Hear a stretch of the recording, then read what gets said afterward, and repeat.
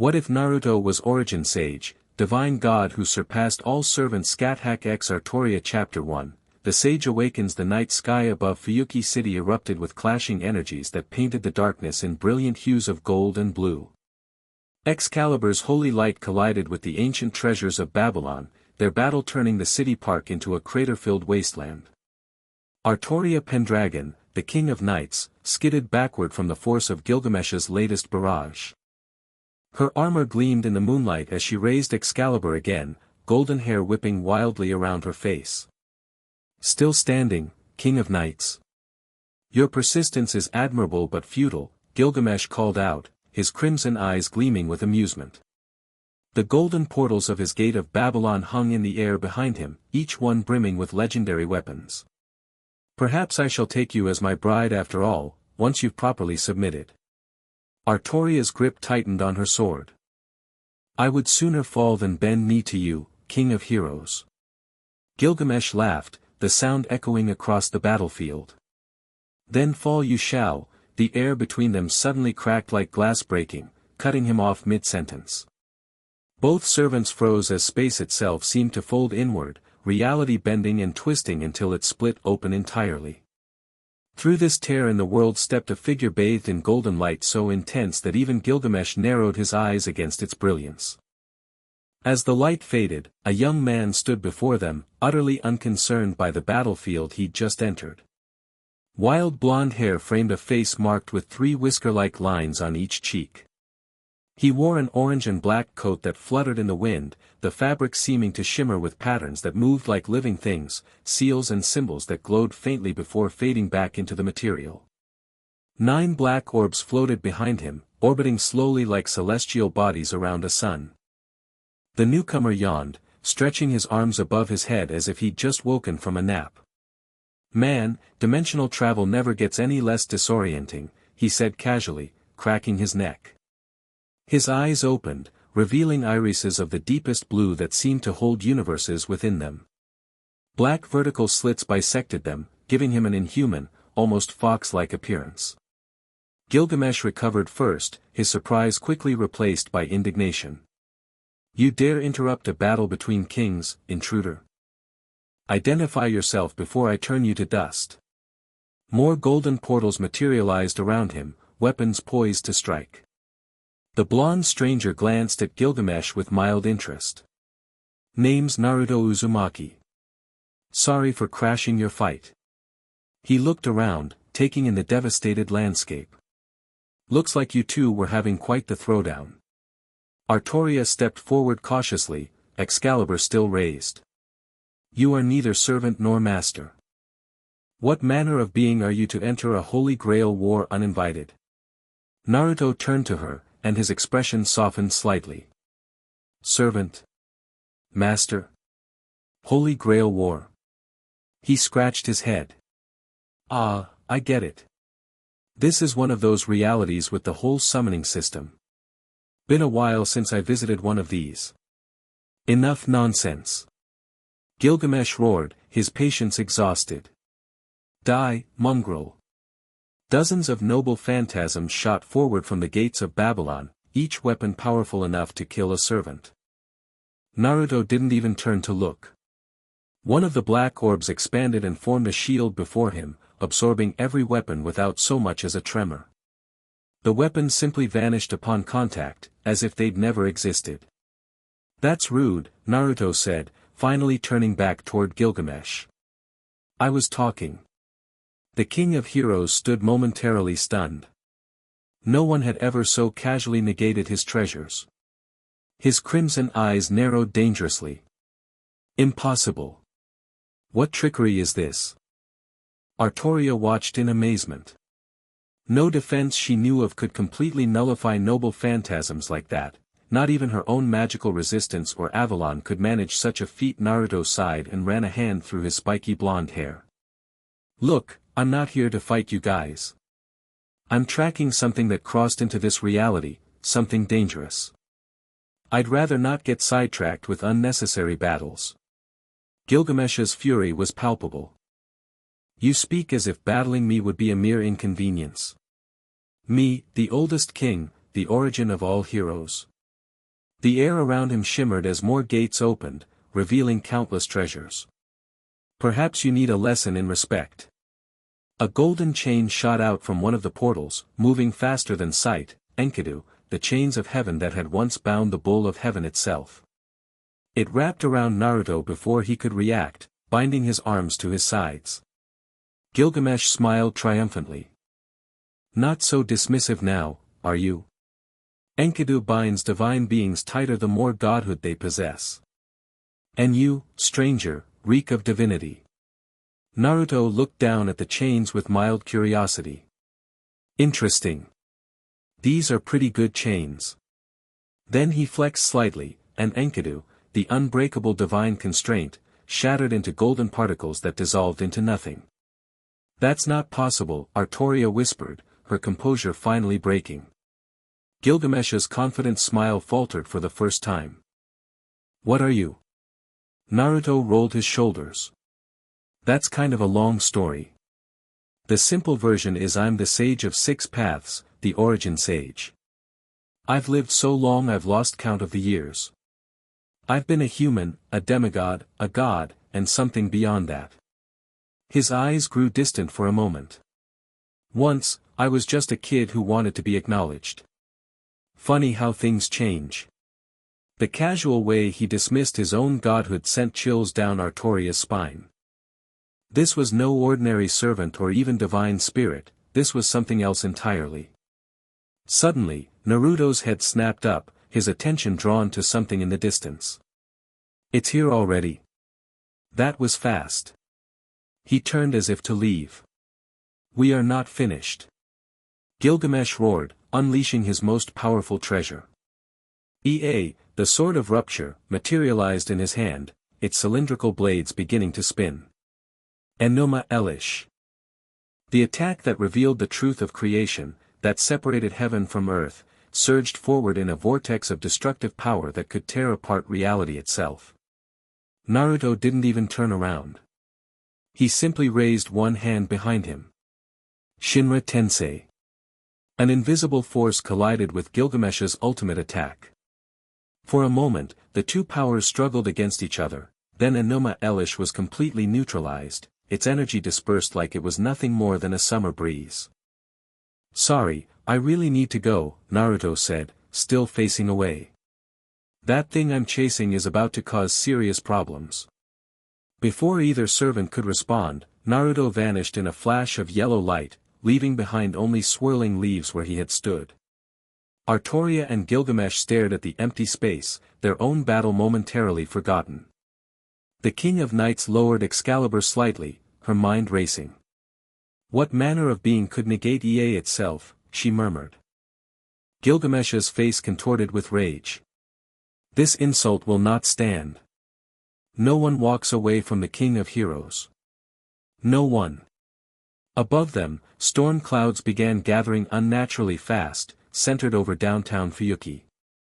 Scáthach stood atop the highest skyscraper in Fuyuki, crimson eyes fixed on the unnatural storm brewing above the city. The immortal warrior queen of the land of shadows had been drawn to this holy grail war not as a participant but as an observer, sensing a disturbance in the fabric of reality itself.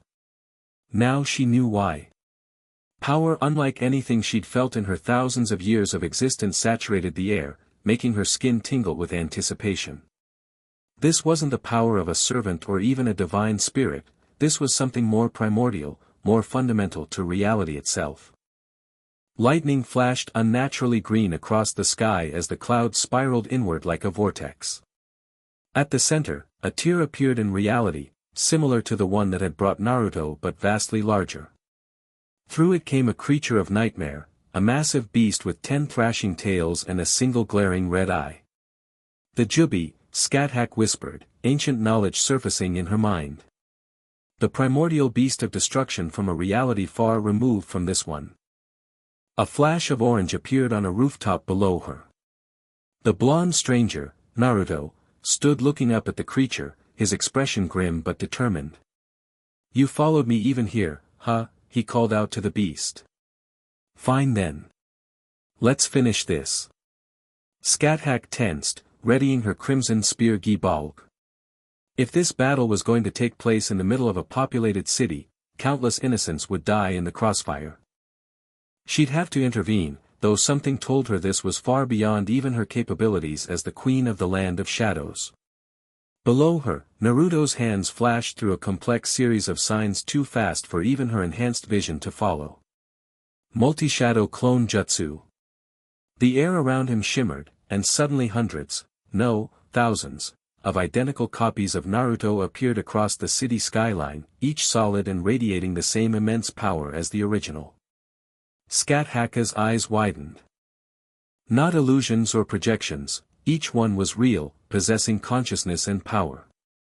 Such a technique should be impossible, violating fundamental laws of conservation of energy. The beast roared, the sound shattering windows throughout the downtown district. It began gathering dark energy before its massive eye, forming a sphere of concentrated destruction. Everyone, the original Naruto shouted. Synchronized bijou mode. As one, every clone was enveloped in golden light that formed into flaming cloaks around their bodies. The power emanating from them collectively was staggering, enough to make even Scáthach step back in awe. The Jubi fired its devastating attack, a beam of pure annihilation that could vaporize mountains. Chakra chains, thousands of voices called out in unison. Golden chains erupted from every clone, weaving together to form a massive protective barrier over the city. The destructive beam struck the shield of chains. The impact sent shockwaves across Fuyuki, but the barrier held. Not a single building was damaged. Scáthach decided it was time to make her presence known. In a blur of motion too fast for normal eyes to track, she leapt from the skyscraper, landing gracefully beside what she assumed was the original Naruto. You're fighting a primordial beast of destruction in the middle of a populated city, she stated, twirling her crimson spear. I cannot allow collateral damage on such a scale. Naruto glanced at her, seeming unsurprised by her sudden appearance. I've got the city protected. My clones are evacuating civilians as we speak. He nodded toward several distant glowing figures who were indeed guiding people to safety. But I wouldn't mind some help taking this thing down faster. Scáthach studied him for a moment. Despite his casual demeanor, she sensed no deception in his words. I am Scáthach, queen of the land of shadows and mentor of heroes. Naruto Uzumaki, ninja from the village hidden in the leaves. Well, that was a long time ago. He grinned suddenly, and in that expression, Scáthach caught a glimpse of someone younger, less burdened by power and time. Now I'm just a traveler trying to clean up my messes. This beast is your responsibility? In a way. Long story. Naruto's expression grew serious again as the Jubi began preparing another attack. Hope you can keep up, Scáthach. He vanished in a flash of yellow light, reappearing directly in front of the massive beast. The black orbs that orbited him shot forward, transforming into various weapons that slammed into the creature's hide. Scáthach leapt into action, moving at speeds that would make most servants seem like statues. She darted between the beast's thrashing tails, her crimson spear leaving glowing trails in the night air as she struck with precision at what appeared to be vital points. To her surprise, the creature's skin was nearly impenetrable, her legendary spear barely leaving scratches. Its defenses are unlike anything I've encountered, she called out to Naruto, who was attacking from above. Yeah, conventional weapons don't work well on tailed beasts, he replied, landing beside her on one of the creature's massive tails. You need to hit it with natural energy or something that affects the spirit directly. Scáthach smiled grimly. Then it's fortunate I specialize in slaying immortals. Her spear began glowing with ominous red light. Gi-Balg alternative. She thrust her weapon with such force that space itself seemed to distort around it. The spear multiplied into dozens, each striking simultaneously at the beast's body. This time, the attacks penetrated, drawing howls of pain from the massive creature. Naruto whistled appreciatively. Now that's a technique. You're pretty good with that spear. I've had millennia to perfect my craft, she replied, flipping backward to avoid a tail swipe that cratered the street below. The Jubi, wounded but far from defeated, rose higher into the air. Its eye began glowing with an intensity that dwarfed its previous attacks. "It's preparing to destroy the entire city," Scáthach warned, sensing the catastrophic buildup of energy. Naruto nodded, his expression hardening with resolve. "Then we end this now." He bit his thumb, drawing blood, and slammed his palm onto the rooftop beneath them. Summoning Jutsu, Kurama. The air twisted and warped, and from a massive cloud of smoke appeared a colossal nine-tailed fox with burning orange fur and eyes that held ancient wisdom. "Naruto," the fox growled, its voice deep and rumbling. "The 10 tails again. Sorry for the sudden summons, Kurama. I could use your help." The fox eyed Scáthach briefly. "Making friends in this reality already?" There was something almost teasing in his tone. "Focus, furball." Naruto jumped onto Kurama's head. "Let's do this." Fox and Summoner began to glow with the same golden energy, merging their forms until Kurama was encased in golden armor decorated with black symbols. The transformation radiated such power that even Scáthach, who had faced gods and demons, felt humbled. "You might want to stand back," Naruto's voice echoed from within the glowing construct. Scáthach leapt to a nearby building, watching as the armored Kurama and the Jubi clashed above Fuyuki in a battle that shook the very foundations of reality. Energy attacks the size of city blocks were absorbed, deflected, or neutralized before they could reach the ground. The speed at which they moved created sonic booms that echoed across the night sky. The Jubi fired its fully charged annihilation beam, a blast that could have vaporized the entire city and beyond. Bijudama Raisin Shuriken. Naruto/Kurama countered, forming a massive spiraling shuriken of condensed energy between their paws and hurling it to meet the oncoming attack. The collision of forces created a tear in the sky itself, a rift that began pulling in the surrounding energy like a black hole. Naruto directed the vortex upward, away from the city, containing the devastating aftermath of the clashing powers. Taking advantage of the Jubi's momentary vulnerability, Naruto and Kurama moved in for the final strike. Their combined form glowed blindingly bright as they slammed into the beast, forcing it back toward the dimensional tear it had emerged from. "Scáthach!" Naruto called out. "Can you seal the rift once we push it through?" Understanding immediately, Scáthach raised her spear. Ancient runes appeared around her, glowing with eldritch power. "I can hold it for mere moments. Make it count." With a final mighty push, Naruto and Kurama forced the Jubi back through the dimensional tear. The moment the creature was through, Scáthach unleashed her most powerful runic barrier, sealing the rift temporarily. Naruto leapt from Kurama, his hands flashing through signs again. Dimensional barrier seal, 6 paths lockdown. Golden chains erupted from his palms, weaving an intricate pattern over Scáthach's runic barrier. The combined sealing techniques caused the rift to collapse in on itself, vanishing with a thunderclap that echoed across Fuyuki. As silence fell over the city, Naruto landed lightly beside Scáthach, Kurama shrinking down to the size of a large horse behind him. "Not bad for our first team-up," Naruto said, grinning despite the exhaustion evident in his slightly slumped shoulders. Scáthach studied him with new respect. "You contain power that rivals the gods, yet you fight with the spirit of a warrior." "I was a warrior long before I was anything else," he replied, his smile fading into something more contemplative. "The power came later. Too much of it, probably." Kurama snorted behind him. "Don't get philosophical, Naruto. It doesn't suit you." "Shut up, Kurama. I'm totally capable of deep thoughts." Scáthach found herself smiling at their banter, something she rarely did. There was something refreshingly authentic about their interaction, devoid of the pretension she'd come to expect from powerful beings. "The threat is contained for now," she said, "but I sense this is merely the beginning of something larger." Naruto nodded, suddenly serious again.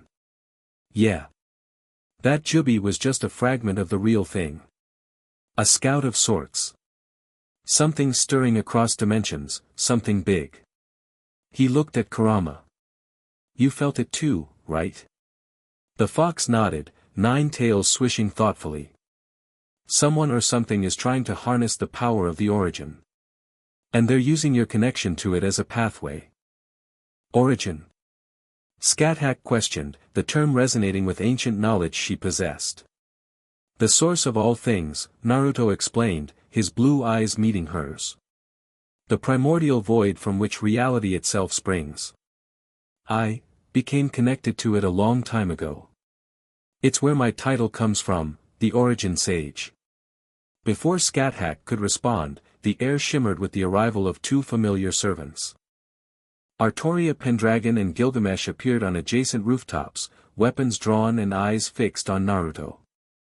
Still interrupting, huh? Naruto sighed, turning to face them. Don't you guys ever take a break? Artoria surveyed the devastated skyline, her tactical mind quickly assessing what had occurred. The battle had been contained somehow, damage was minimal considering the scale of power she had sensed. Her gaze locked on Naruto, standing casually beside Scáthach, the legendary queen of the Land of Shadows who wasn't supposed to be summonable as a servant. And behind them stood what appeared to be a massive fox with 9 tails, radiating power that made her instinctively tighten her grip on Excalibur. You claim to have come here tracking a threat, Artoria said, addressing Naruto. I witnessed the battle from afar. What manner of creature was that? A fragment of the 10 tails, Naruto replied. A primordial beast from my original reality. The fact that it followed me here is concerning. You bring destruction to my garden and call it merely concerning? Gilgamesh's voice dripped with disdain. Such arrogance is worthy of death. Kurama growled, stepping forward. Watch how you speak to him, golden boy. Few have earned the right to take that tone with Naruto. Gilgamesh's eyes narrowed dangerously. A beast dares address the king. Your pet has poor manners, godling. Kurama's not my pet, Naruto said, his voice cooling noticeably. He's my friend and partner. Has been for longer than your civilization existed. The tension in the air thickened. Artoria could feel the power building around Gilgamesh, and something even greater gathering around Naruto, though he maintained his relaxed posture. Scáthach stepped between them. This pointless confrontation serves no purpose. A greater threat looms that concerns us all. The Queen of the Land of Shadows speaks wisely, Artoria said, lowering Excalibur slightly though not sheathing it. If what you fought was merely a fragment of something greater, then we should understand the full nature of this threat. Naruto studied her for a moment, then nodded appreciatively. Smart and reasonable. I like that. He turned, ignoring Gilgamesh's bristling at being dismissed. The short version is someone's trying to tap into the power of origin, the source of all creation. They're using my connection to it as a conduit. That's why fragments of the 10 tails are appearing, they're like echoes of the attempts to breach the barriers between dimensions. And what makes you so special? Gilgamesh demanded. What connection do you claim to the foundation of all things? For the first time, something like weariness crossed Naruto's features. I wasn't always like this. Once I was just a kid with a demon fox sealed inside him. He glanced at Kurama, who huffed in what seemed like amused indignation. Through a very long series of battles, sacrifices, and choices, I ended up absorbing the power of multiple godlike beings, became the reincarnation of a primordial sage, united the tailed beasts. He waved his hand dismissively. Details don't matter. The point is, after living for thousands of years and traveling across countless realities, I eventually reached what you might call enlightenment, a direct connection to the origin itself. Impossible, Gilgamesh scoffed. Even the gods of my era could not claim such a connection.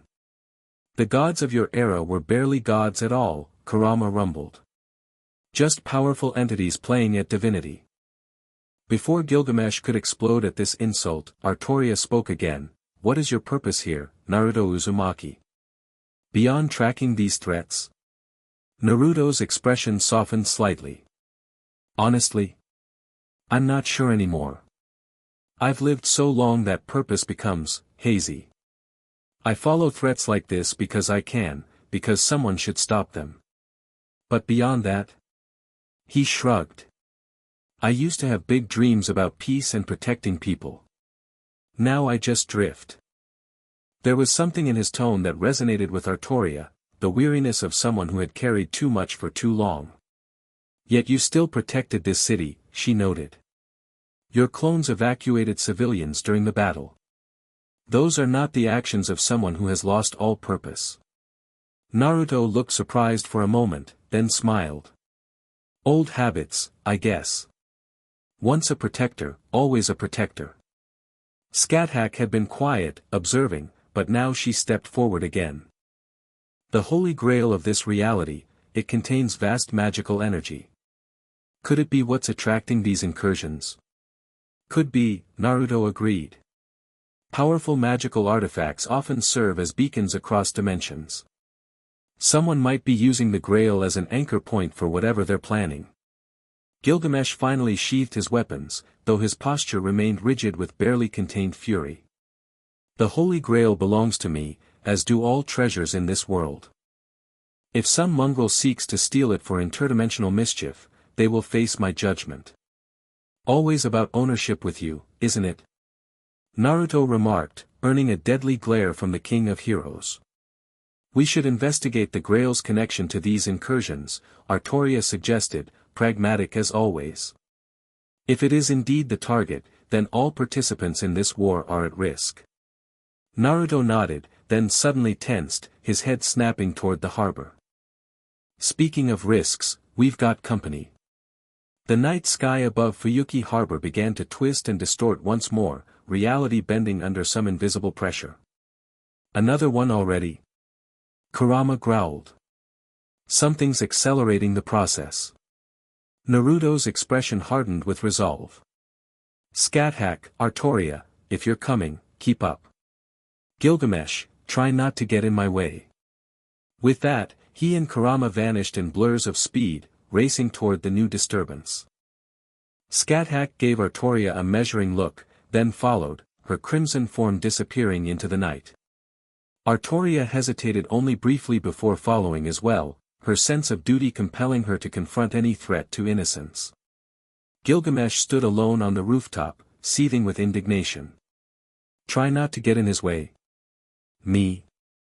His crimson eyes narrowed dangerously as he watched the others depart. We shall see who stands supreme in the end, Origin Sage.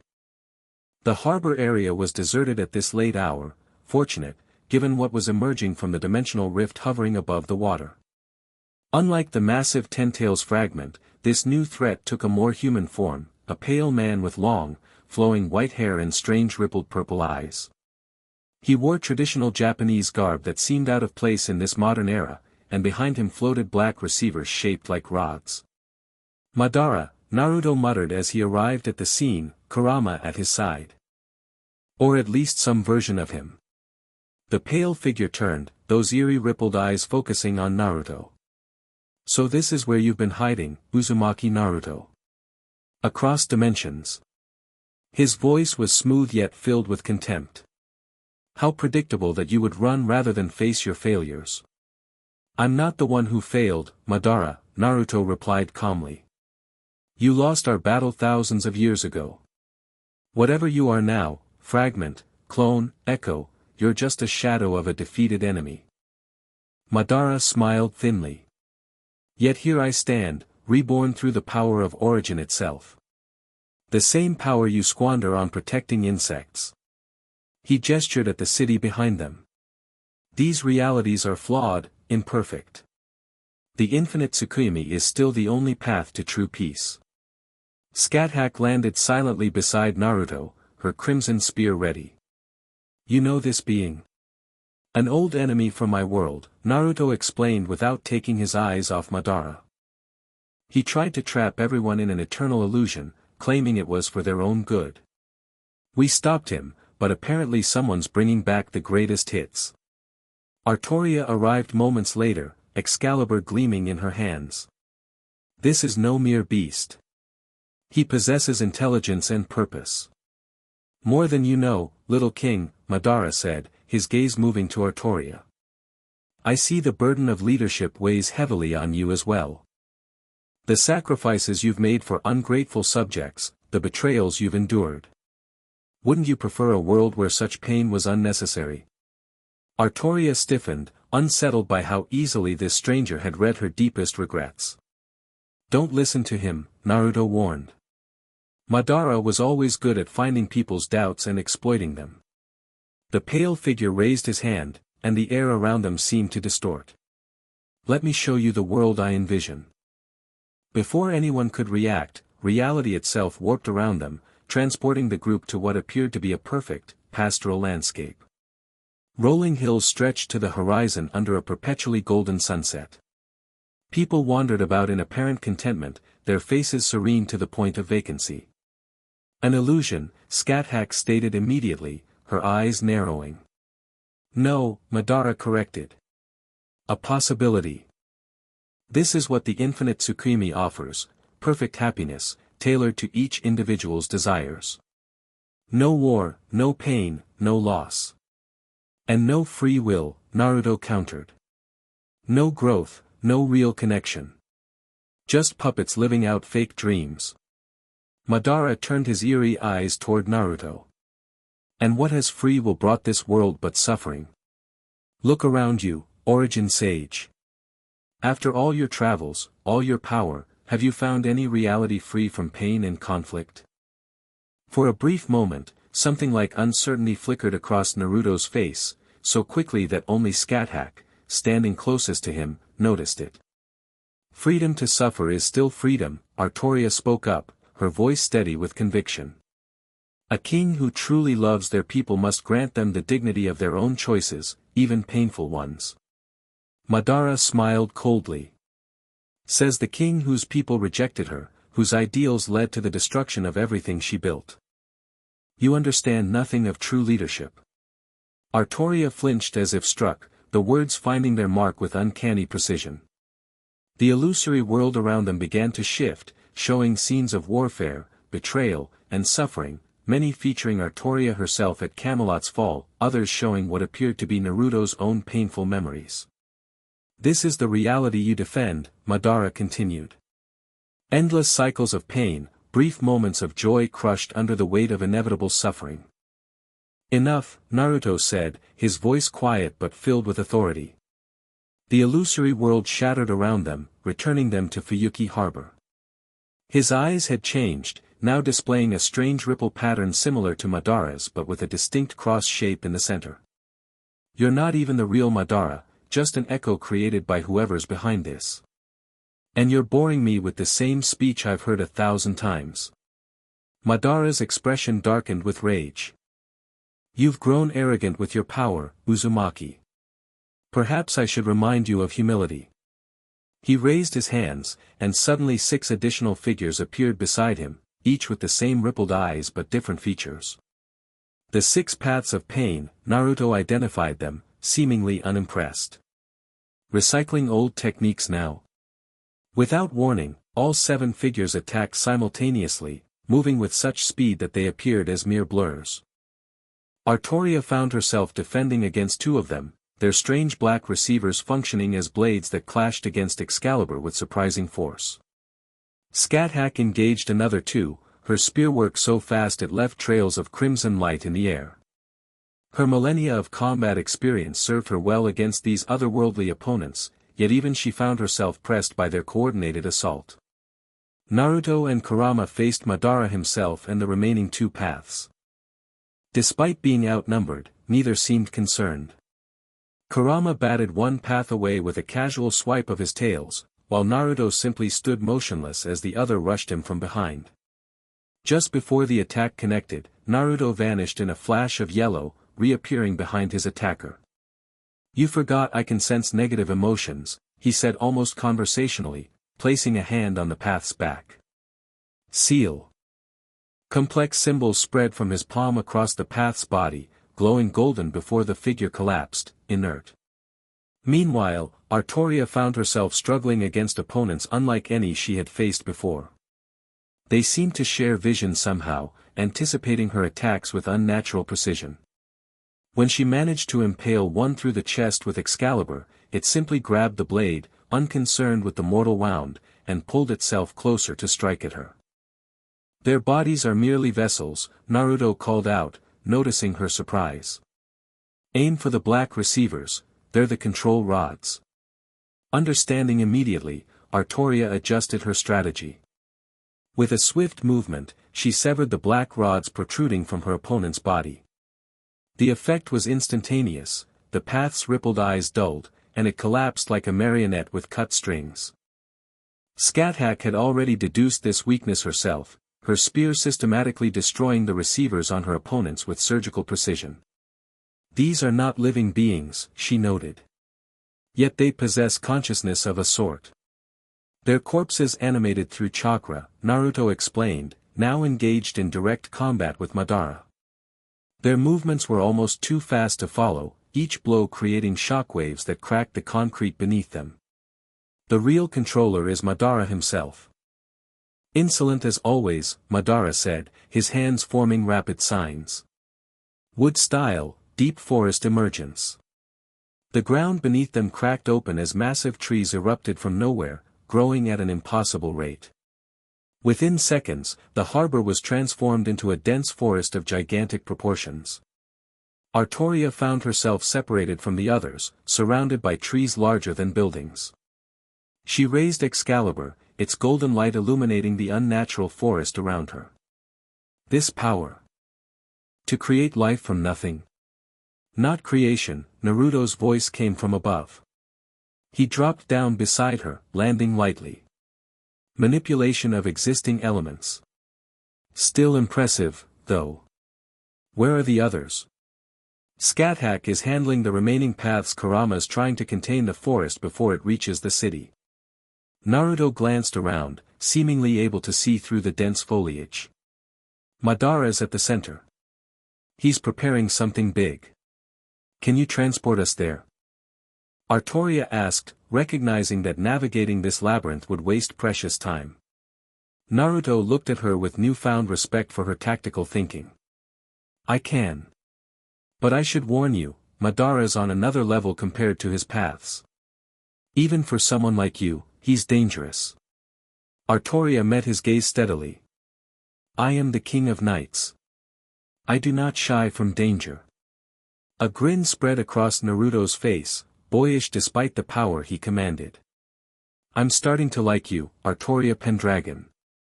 He placed a hand on her shoulder. Hold on.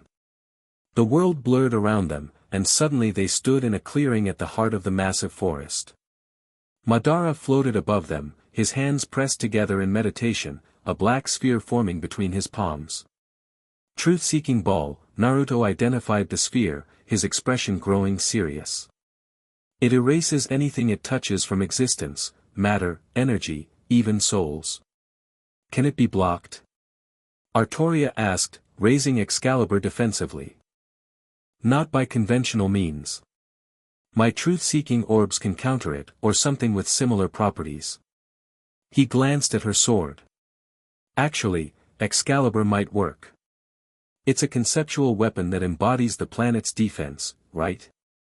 Artoria nodded, surprised by his insight.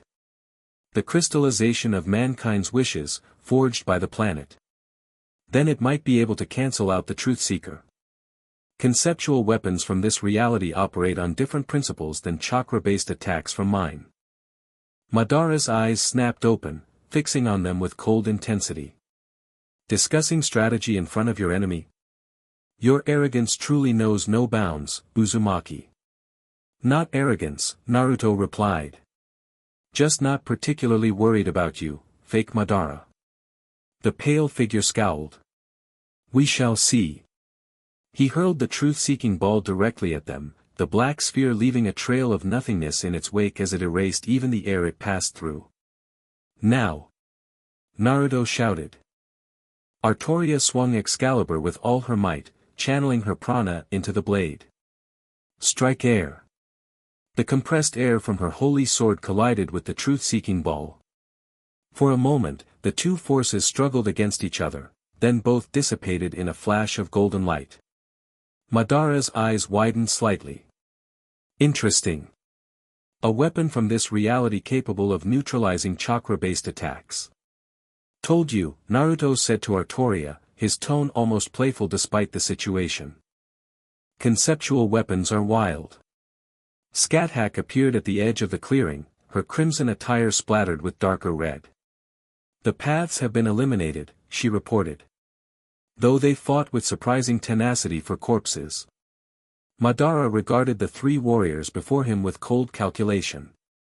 It seems I underestimated the capabilities of this reality's heroes. He raised his hands again. Allow me to correct that error. Limbo, border jail. Suddenly, invisible forces struck all three of them simultaneously. Artoria was sent flying backward into a massive tree trunk. Scáthach barely managed to block with her spear but was pushed back several meters, and even Naruto staggered slightly. Invisible clones, Naruto explained, his strange eyes tracking movements the others couldn't see. They exist in a separate dimension overlapping with ours. Can they be fought? Scáthach asked, adjusting her stance to defend against an enemy she couldn't perceive. Not directly, unless you have sensory abilities that transcend dimensions. Naruto formed a quick hand sign. But I can counter them. Shadow Clone Jutsu. 4 clones of Naruto appeared, each entering a strange meditative stance. Suddenly, the air around them shifted, and Artoria could briefly perceive shadowy figures being engaged by Naruto's clones. My clones are channeling natural energy to interact with the Limbo clones, Naruto explained. That leaves us free to deal with the real problem. Madara sneered. Always relying on your clones to do the difficult work, Naruto. Some things never change. And some people never learn, Naruto replied. He glanced at Artoria and Scáthach. I'll create an opening. Be ready to strike. Both warriors nodded, understanding the strategy without further explanation. Naruto raised his hand, and a swirling ball of energy formed in his palm, starting small but rapidly growing until it was the size of a house, a massive spiraling shuriken of wind and raw power. Wind style, Raisin Shuriken. He hurled the massive technique at Madara, who raised a truth-seeking shield to block it. The collision created a blinding flash and a deafening roar as the techniques struggled against each other. Now! Naruto shouted. Scáthach moved first, using the distraction to position herself behind Madara. Gibalg, soaring spear of piercing death. Her legendary spear glowed with baleful light as she activated its true name, reversing causality itself, the effect of piercing the heart preceding the cause of the thrust. Simultaneously, Artoria charged from the opposite direction, Excalibur blazing with holy light. But before either attack could connect, Madara's form suddenly distorted, as if being pulled apart by some invisible force. No, he shouted, genuine fear crossing his features for the first time. Not yet. I need more time. His body began dissolving into particles of light that were drawn upward into a new rift opening above them. This isn't over, Uzumaki.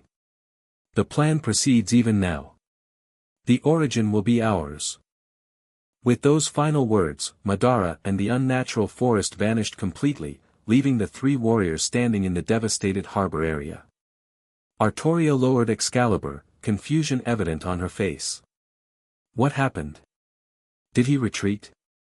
No, Naruto said grimly, looking up at where the rift had been. He was recalled. Whoever's pulling the strings didn't want to lose their puppet yet. He turned to the others. This confirms my suspicion, someone's deliberately sending these fragments to this reality. And they're specifically targeting me, and possibly the Holy Grail. Scáthach studied the space where Madara had vanished, her crimson eyes narrowed. He mentioned the plan. This is coordinated, purposeful.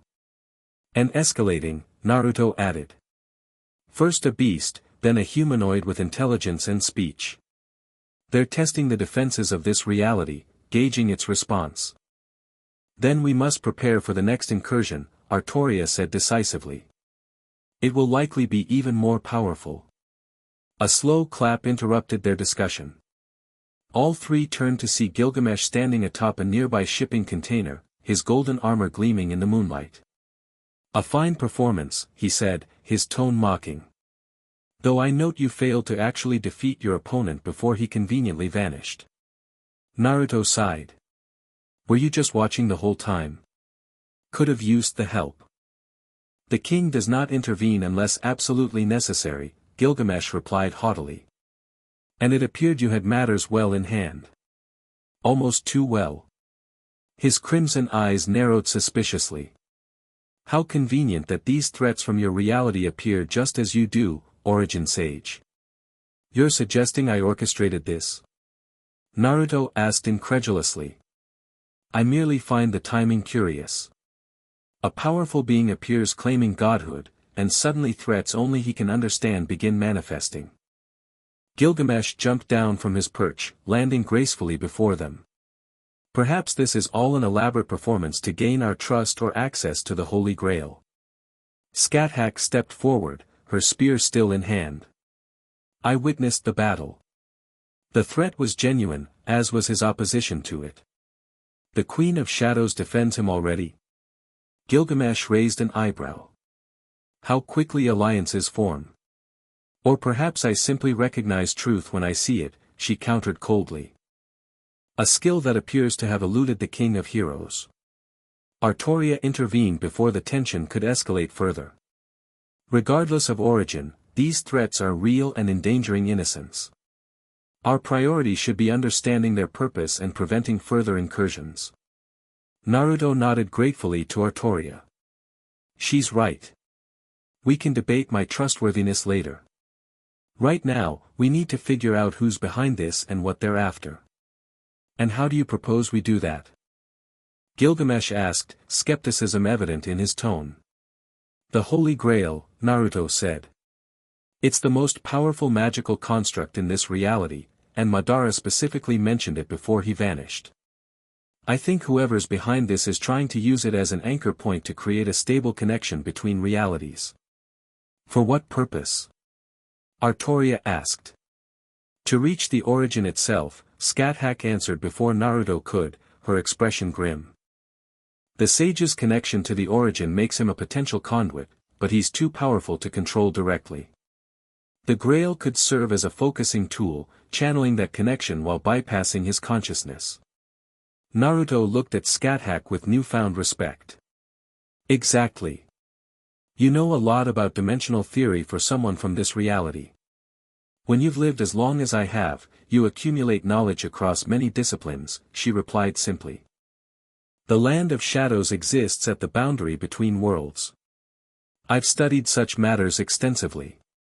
Gilgamesh's skepticism had faded somewhat as he considered their words.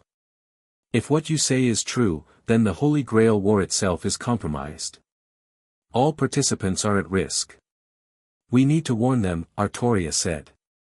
"And perhaps seek an alliance with other servants until this threat is contained." "Good luck with that," Gilgamesh scoffed. "Most would sooner stab you in the back than cooperate." "Then we work with who we can trust," Naruto said decisively.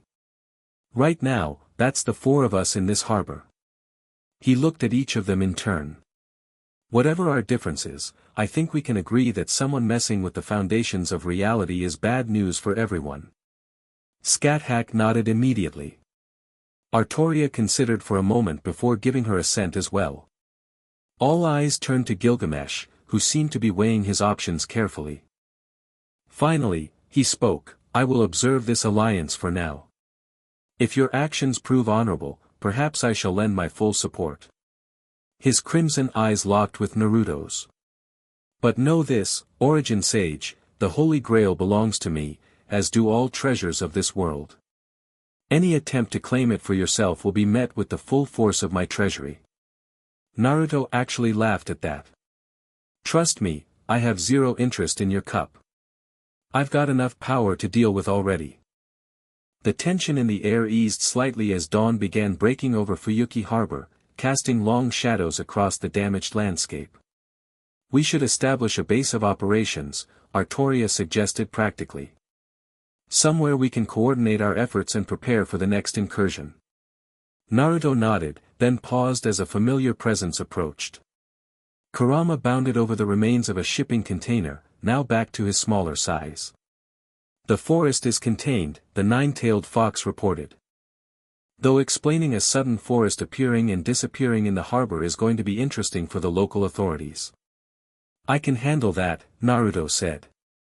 A few well-placed suggestions in the right minds, and people will convince themselves it was some kind of mass hallucination or gas leak. You can alter memories? Artoria asked, sounding concerned. Not exactly, Naruto clarified. More like, nudge perception a bit. It's gentler than it sounds. Just enough to prevent panic and keep the supernatural world hidden, which I assume is the custom in this reality. Artoria nodded, though she still seemed uncertain about the ethics of such abilities. I know a place we can use, Scáthach offered. An abandoned temple in the mountains outside the city. I've been using it as my base since arriving in this reality. It's isolated and protected by boundary fields. Sounds perfect, Naruto agreed. Shall we? As they prepared to depart, Naruto cast one last look at the harbor and the lingering traces of the dimensional rift. Something about this felt wrong, too coordinated, too specifically targeted. Whoever was behind these incursions knew him well, perhaps better than he was comfortable with. The Origin Sage had lived countless lifetimes, made numerous enemies, but also forged deep friendships across realities. The question that troubled him now was, which of those connections was reaching out to him through the barriers between worlds? And what would they sacrifice to obtain the power of Origin itself? For the first time in centuries, Naruto felt a flicker of genuine concern. Not for himself, he had long since transcended fear of personal harm, but for this reality and the people in it who had no idea what forces were converging on their world. His gaze drifted to his new allies, Artoria with her unwavering ideals, Scáthach with her ancient wisdom, even the arrogant Gilgamesh with his absolute confidence. In them, he saw echoes of companions long gone, of bonds formed and broken across the ages. Perhaps this was what he had been missing in his endless wandering, connection. Purpose. A reason to care again. With that thought, he followed the others toward the mountains, the first rays of sunlight casting their long shadows across Fuyuki City like protective guardians watching over the unknowing populace below. Chapter 2, Bonds of Warriors. The abandoned mountain temple looked nothing like Naruto expected. Ancient stone structures clung to the mountainside, partially reclaimed by nature. Moss draped over intricate carvings while fog rolled between crumbling torii gates. Despite its disrepair, he sensed powerful boundary fields shimmering around the perimeter, Scáthach's work, no doubt. Not bad, Naruto said, following the crimson-clad warrior through the temple grounds. Reminds me of some of the forgotten places in the land of fire. Kurama sniffed the air. Old magic here. Older than the buildings. Scáthach nodded. This site was sacred long before humans built upon it. The boundary between worlds is naturally thin here.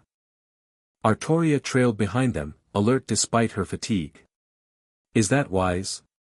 If dimensional incursions are our concern, shouldn't we avoid such places? Actually, it's perfect, Naruto said, running his fingers along a stone column covered in faded runes. Thin boundaries work both ways. Makes it easier to detect incoming threats and, if necessary, push them back. Gilgamesh had reluctantly joined them but maintained his distance, leaning against a far wall with arms crossed. And what exactly is your strategy, Origin Sage? Wait for more of your realities refuse to wash up on our shores. Naruto ignored the barb. First, we need information. These attacks aren't random, someone's coordinating them, using my connection to the origin as a pathway. But they're limited in what they can send through, so far. The incursions are increasing in complexity, Scáthach observed. First a mindless beast, then an intelligent entity. The next will be worse, Kurama growled. Probably multiple enemies, or something even the kid here would have trouble handling. Kid? Artoria questioned with a raised eyebrow. Naruto chuckled. When you've lived as long as Kurama has, even immortals like me are kids. The fox huffed. You'll always be that loudmouth brat to me, no matter how many fancy titles you collect. Their banter brought a slight smile to Artoria's face, though it quickly faded when Gilgamesh pushed himself away from the wall. This accomplishes nothing, the King of Heroes declared. I did not agree to this alliance to listen to reminiscences.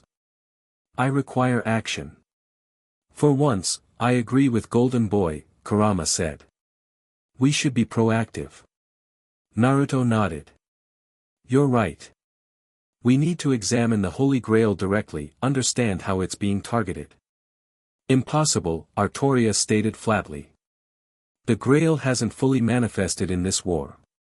It only appears when 6 of the 7 servants have fallen. Not entirely accurate, Scáthach interjected.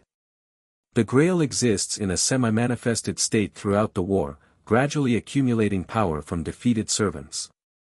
It's hidden within the greater Grail system beneath Mount Enzu. Gilgamesh's eyes narrowed. You seem remarkably well informed for an observer, Queen of Shadows. Scáthach met his gaze steadily. I was curious about this ritual when I sensed its power. Investigation is hardly a crime. Then we go to Mount Enzu, Naruto decided. I can examine the Grail structure without disturbing it. I think not, Gilgamesh said sharply. The Grail is the prize of this war. I won't have some interdimensional trespasser tampering with my treasure. Naruto turned to face him fully. Look, I get that you're protective of your stuff, but this is bigger than ownership. If someone's using the Grail as a dimensional anchor point, it could tear reality apart. A convenient claim, Gilgamesh countered. Perhaps this is merely your scheme to claim the Grail for yourself. Before Naruto could respond, Artoria stepped between them. This bickering serves no purpose. I propose a compromise, we all go to examine the Grail. That way, Gilgamesh can ensure no tampering occurs, while Naruto can gather the information we need. Scáthach nodded. A sensible approach. Gilgamesh considered for a moment, then inclined his head slightly. Very well. But know that I watch your every move, Origin Sage. Naruto raised his hands in mock surrender. Wouldn't have it any other way, your shininess. Beneath Mount Enzu, the greater Grail pulsed with otherworldly light.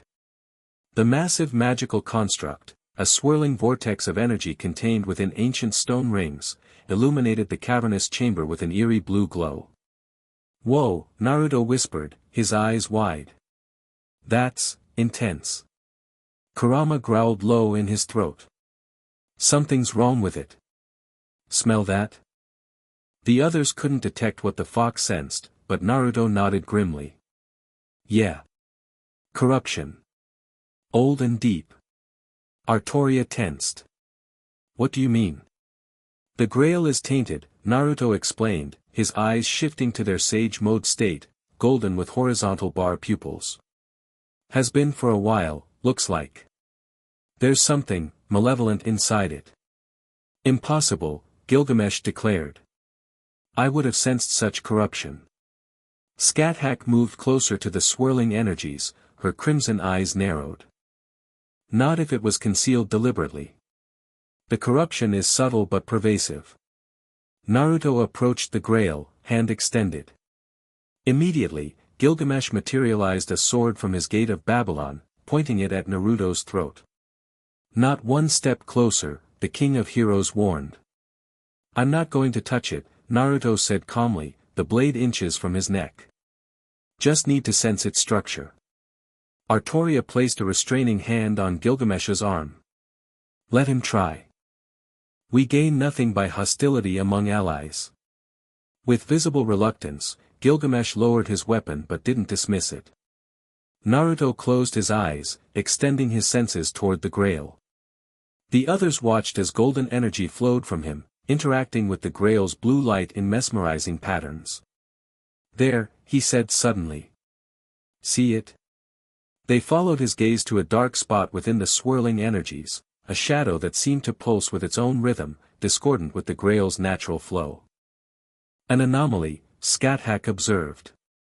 Recent? No, the corruption is old, Naruto replied. But that dark spot? That's new.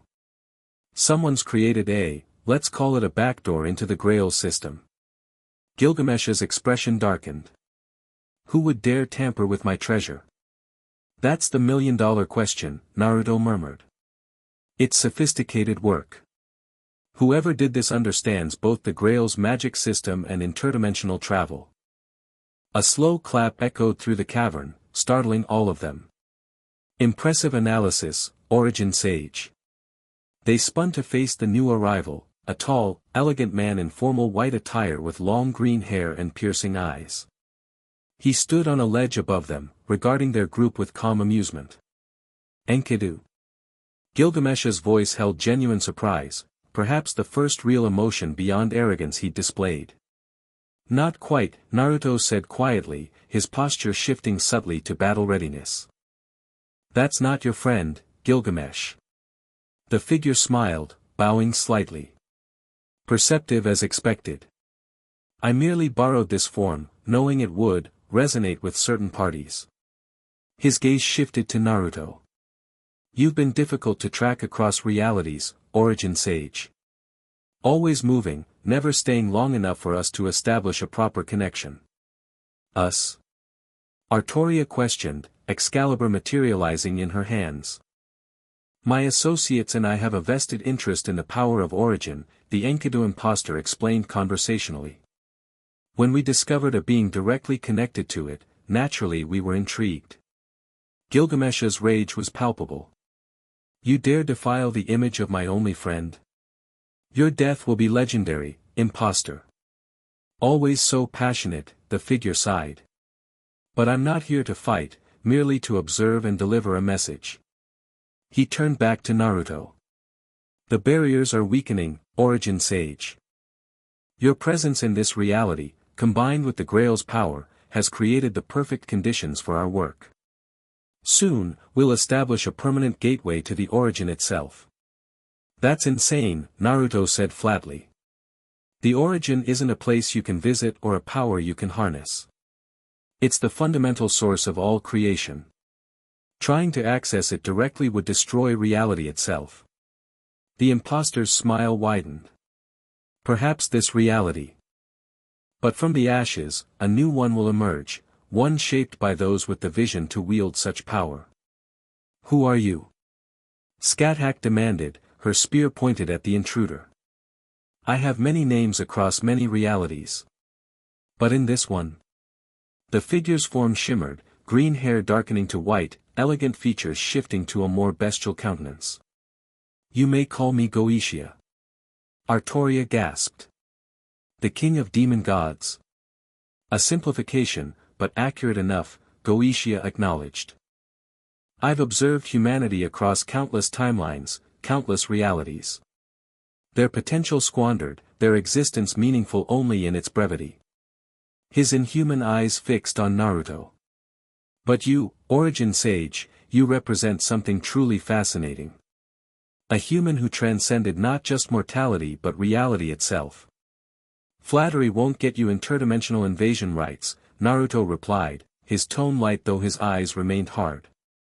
Goetia laughed, the sound echoing unnaturally. I'm not seeking permission. The process has already begun.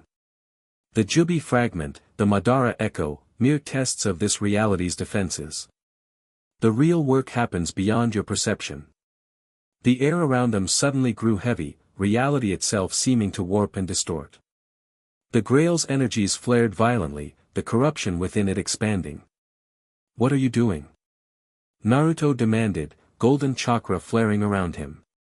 Simply accelerating the inevitable, Goetia replied. Consider this a small demonstration of what's to come. The cavern began to shake, rocks falling from the ceiling as the greater Grail's energies surged wildly. Within the swirling vortex, images flashed, other realities, other times, glimpses of worlds beyond comprehension. Naruto moved faster than sight, his hands forming seals in rapid succession. Everyone close to me. Now. Artoria and Scáthach complied immediately. Gilgamesh hesitated only briefly before joining them, his pride momentarily outweighed by pragmatism. Dimensional barrier, 6 paths protection. Naruto slammed his palm into the ground, and a golden dome of energy surrounded them just as reality itself seemed to crack around the Grail.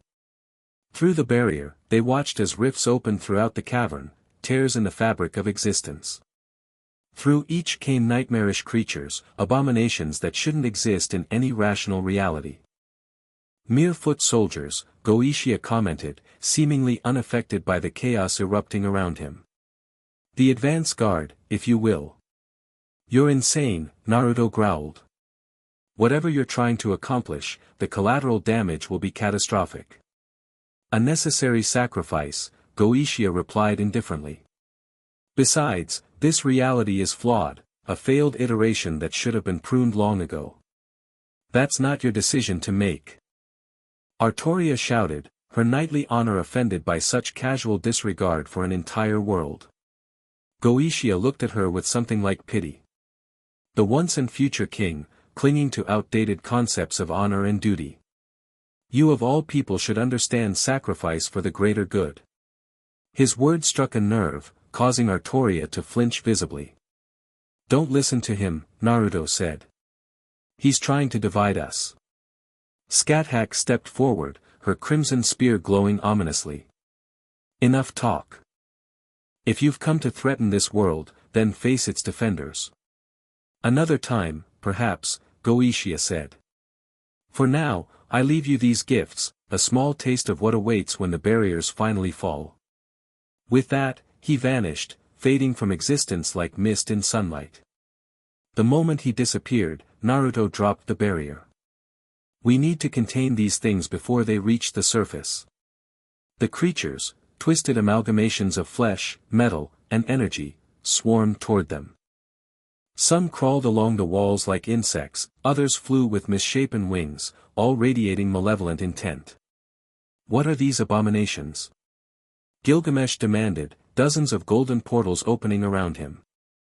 Interdimensional parasites, Naruto explained, already moving to engage the nearest cluster.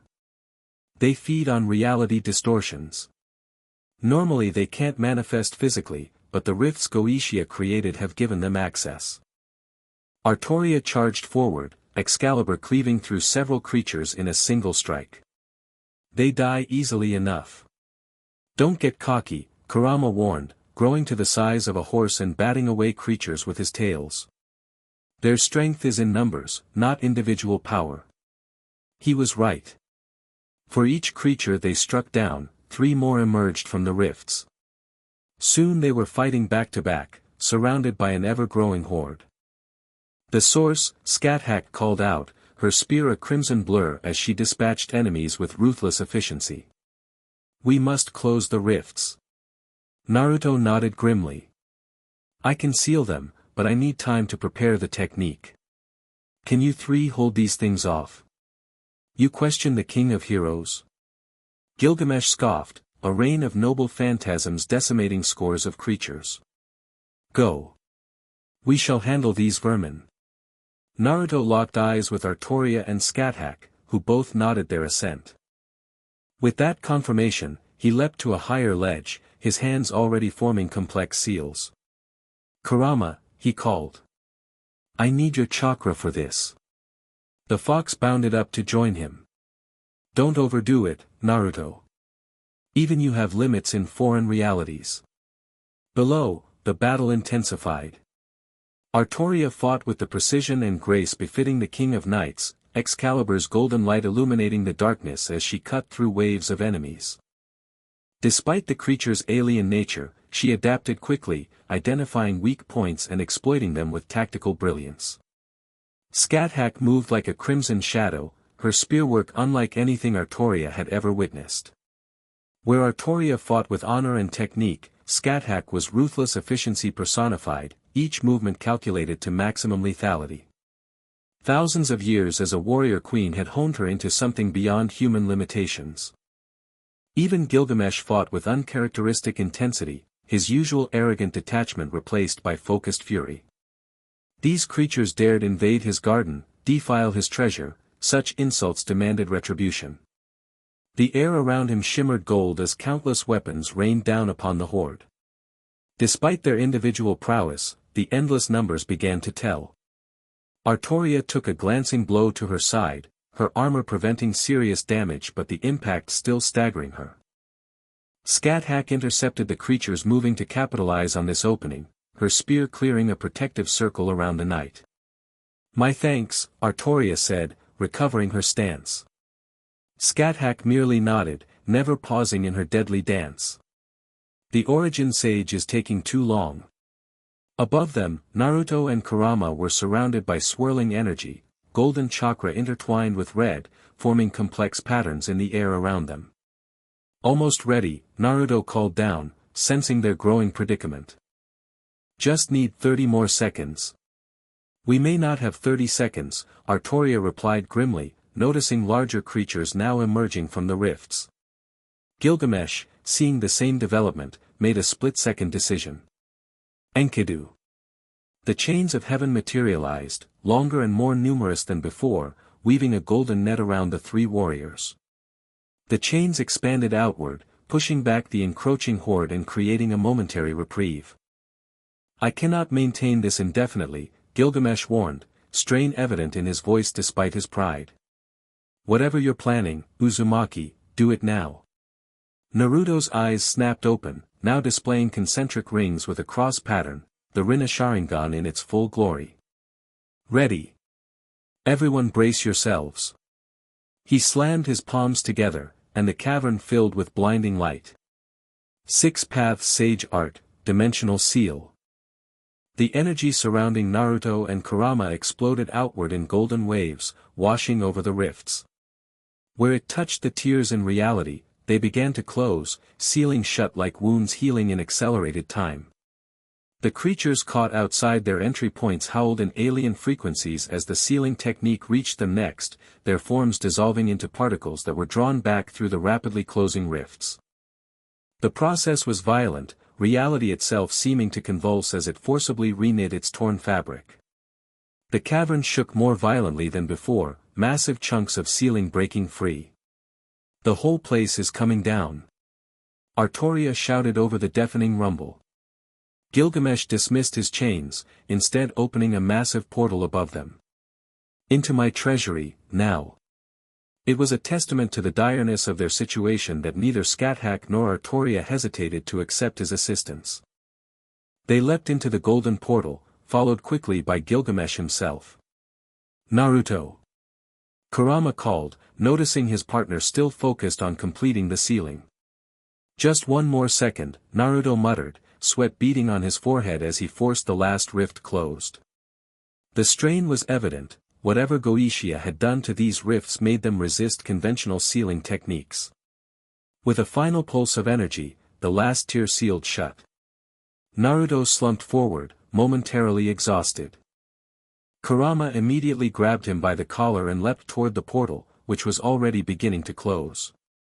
They passed through just as the cavern collapsed entirely, the greater grail disappearing beneath thousands of tons of rock and earth. Inside Gilgamesh's treasury, a seemingly infinite space filled with countless treasures collected throughout history, the 5 of them materialized on a golden floor. Naruto landed roughly, rolling to his feet despite his obvious fatigue. "Thanks for the save," he said to Gilgamesh, who merely nodded in acknowledgement. Artoria looked around in wonder. She'd heard legends of the King of Heroes' treasury but had never expected to see it firsthand. "Is this, all yours?" "Every treasure in existence belongs to me," Gilgamesh replied matter-of-factly. "This is merely where I store them." Scáthach seemed less impressed, her focus remaining on their immediate situation. "The Grail is buried, but not destroyed. What happens now?" Naruto sat heavily on what appeared to be a priceless ancient throne, earning a glare from Gilgamesh which he cheerfully ignored. "Goetia's just getting started. Those rifts were a distraction, maybe a test of our capabilities." "A test we passed," Kurama noted, shrinking down to a more manageable size in the enclosed space. Barely, Naruto countered. And next time will be worse. He's probing for weaknesses, looking for the path of least resistance between realities. What exactly does he want with the origin? Artoria asked, sheathing Excalibur now that the immediate danger had passed. Naruto ran a hand through his spiky blonde hair, considering how to explain. The origin is, well, it's everything and nothing. The primordial void that existed before existence, the source from which all realities spring. It's not just power, it's the fundamental blueprint of creation itself. And you're connected to it, Scáthach stated, studying him with renewed interest. Yeah. Long, complicated story involving multiple lifetimes and some really bad decisions by power-hungry people.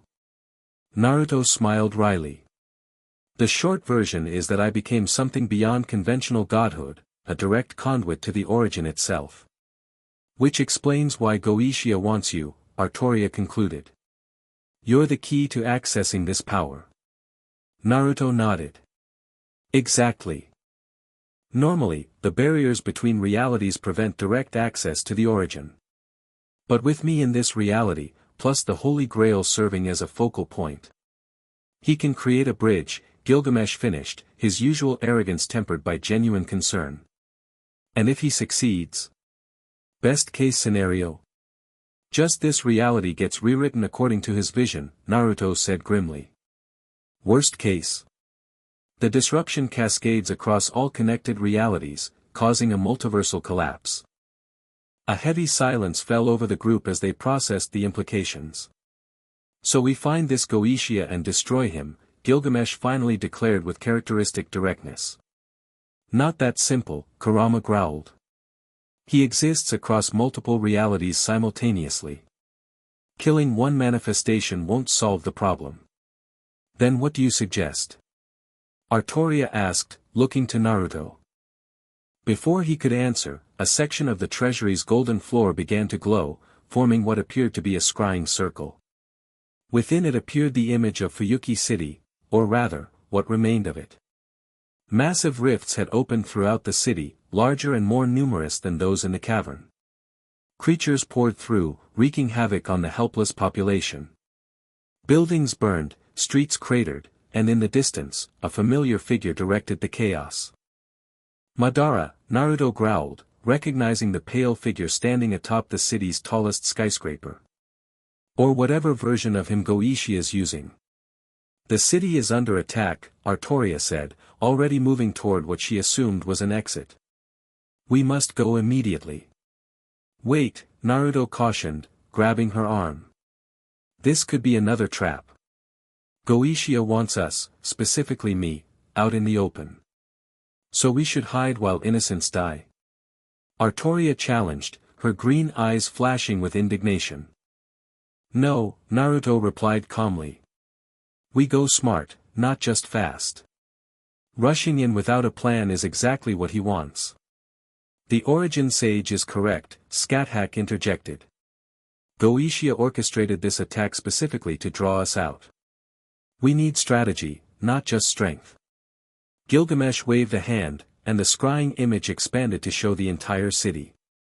The rifts are concentrated in 5 locations, forming a pentagram pattern with the Ryuta temple at its center.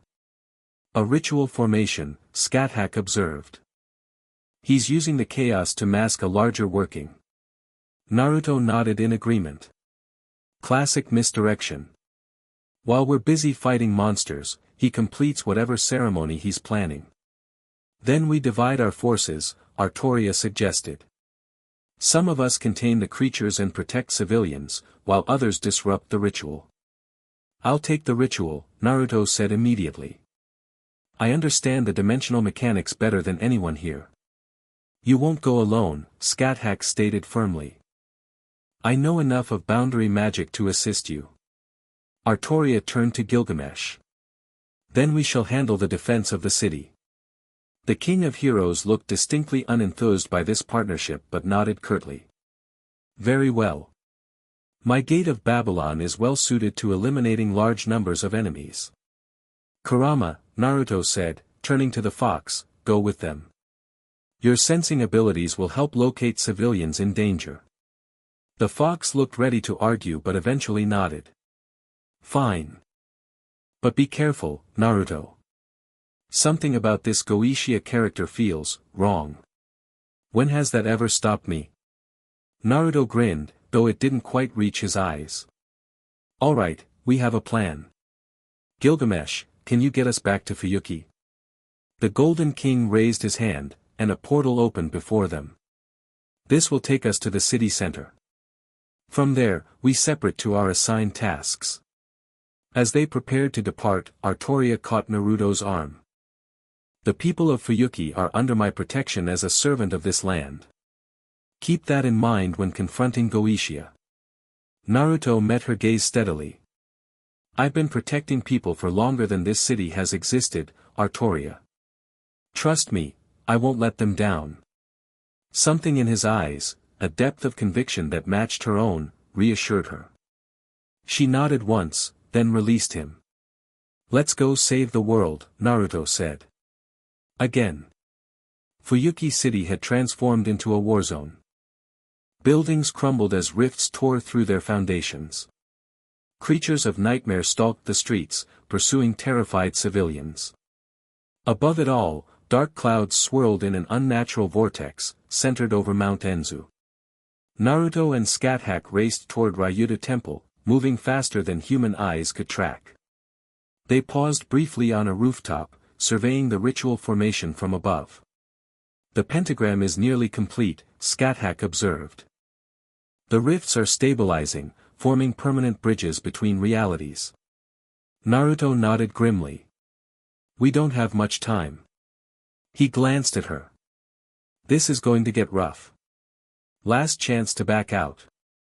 Scáthach actually smiled, a rare expression that transformed her severe features into something hauntingly beautiful. I am the queen of the land of shadows, warrior teacher who has faced gods and demons. Do not insult me with concern, origin sage. Just checking, Naruto replied, returning her smile. You remind me of someone I knew long ago. She was just as scary. Scary?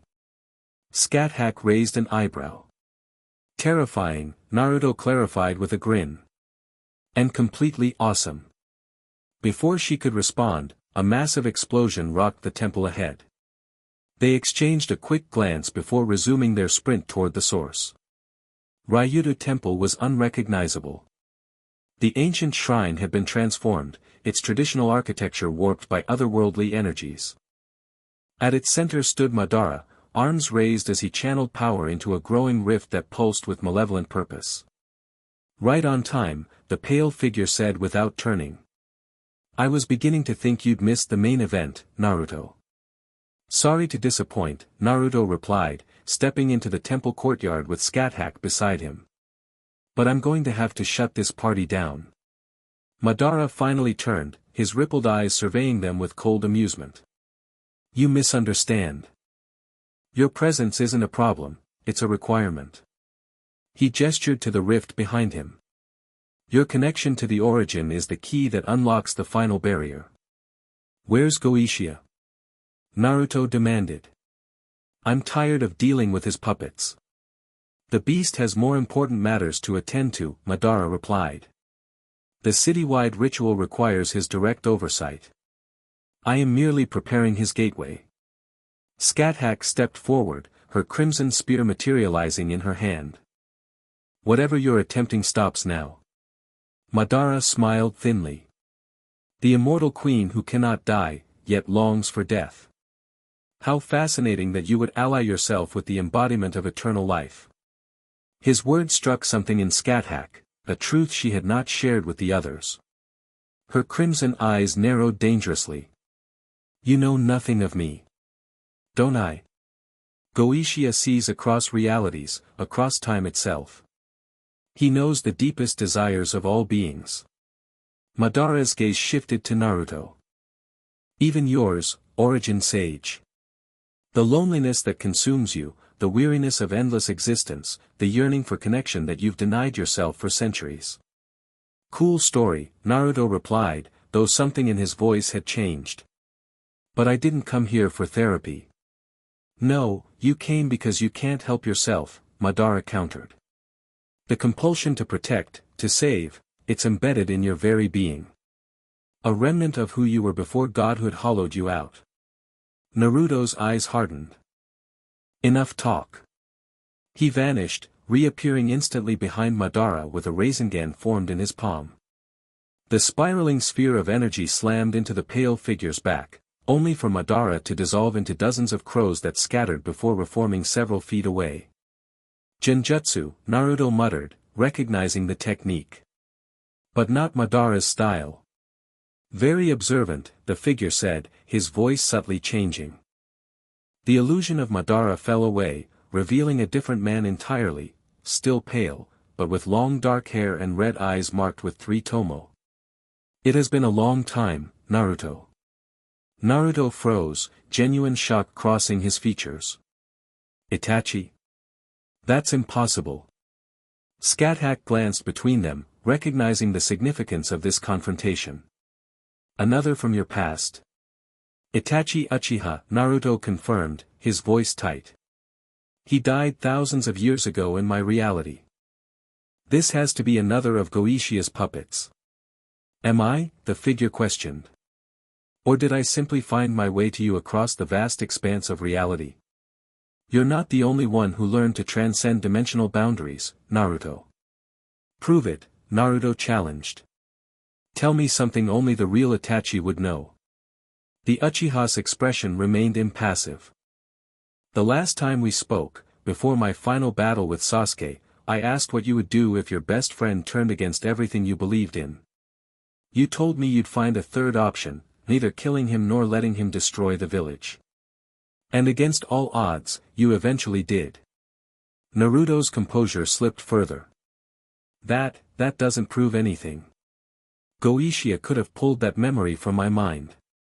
Perhaps, Itachi acknowledged. But does it matter? Whether I am truly Itachi Uchiha reborn or merely his perfect replica, the question remains the same: what has godhood done to the Naruto Uzumaki I once knew? Scáthach sensed the dangerous direction of this conversation. Do not let him distract you.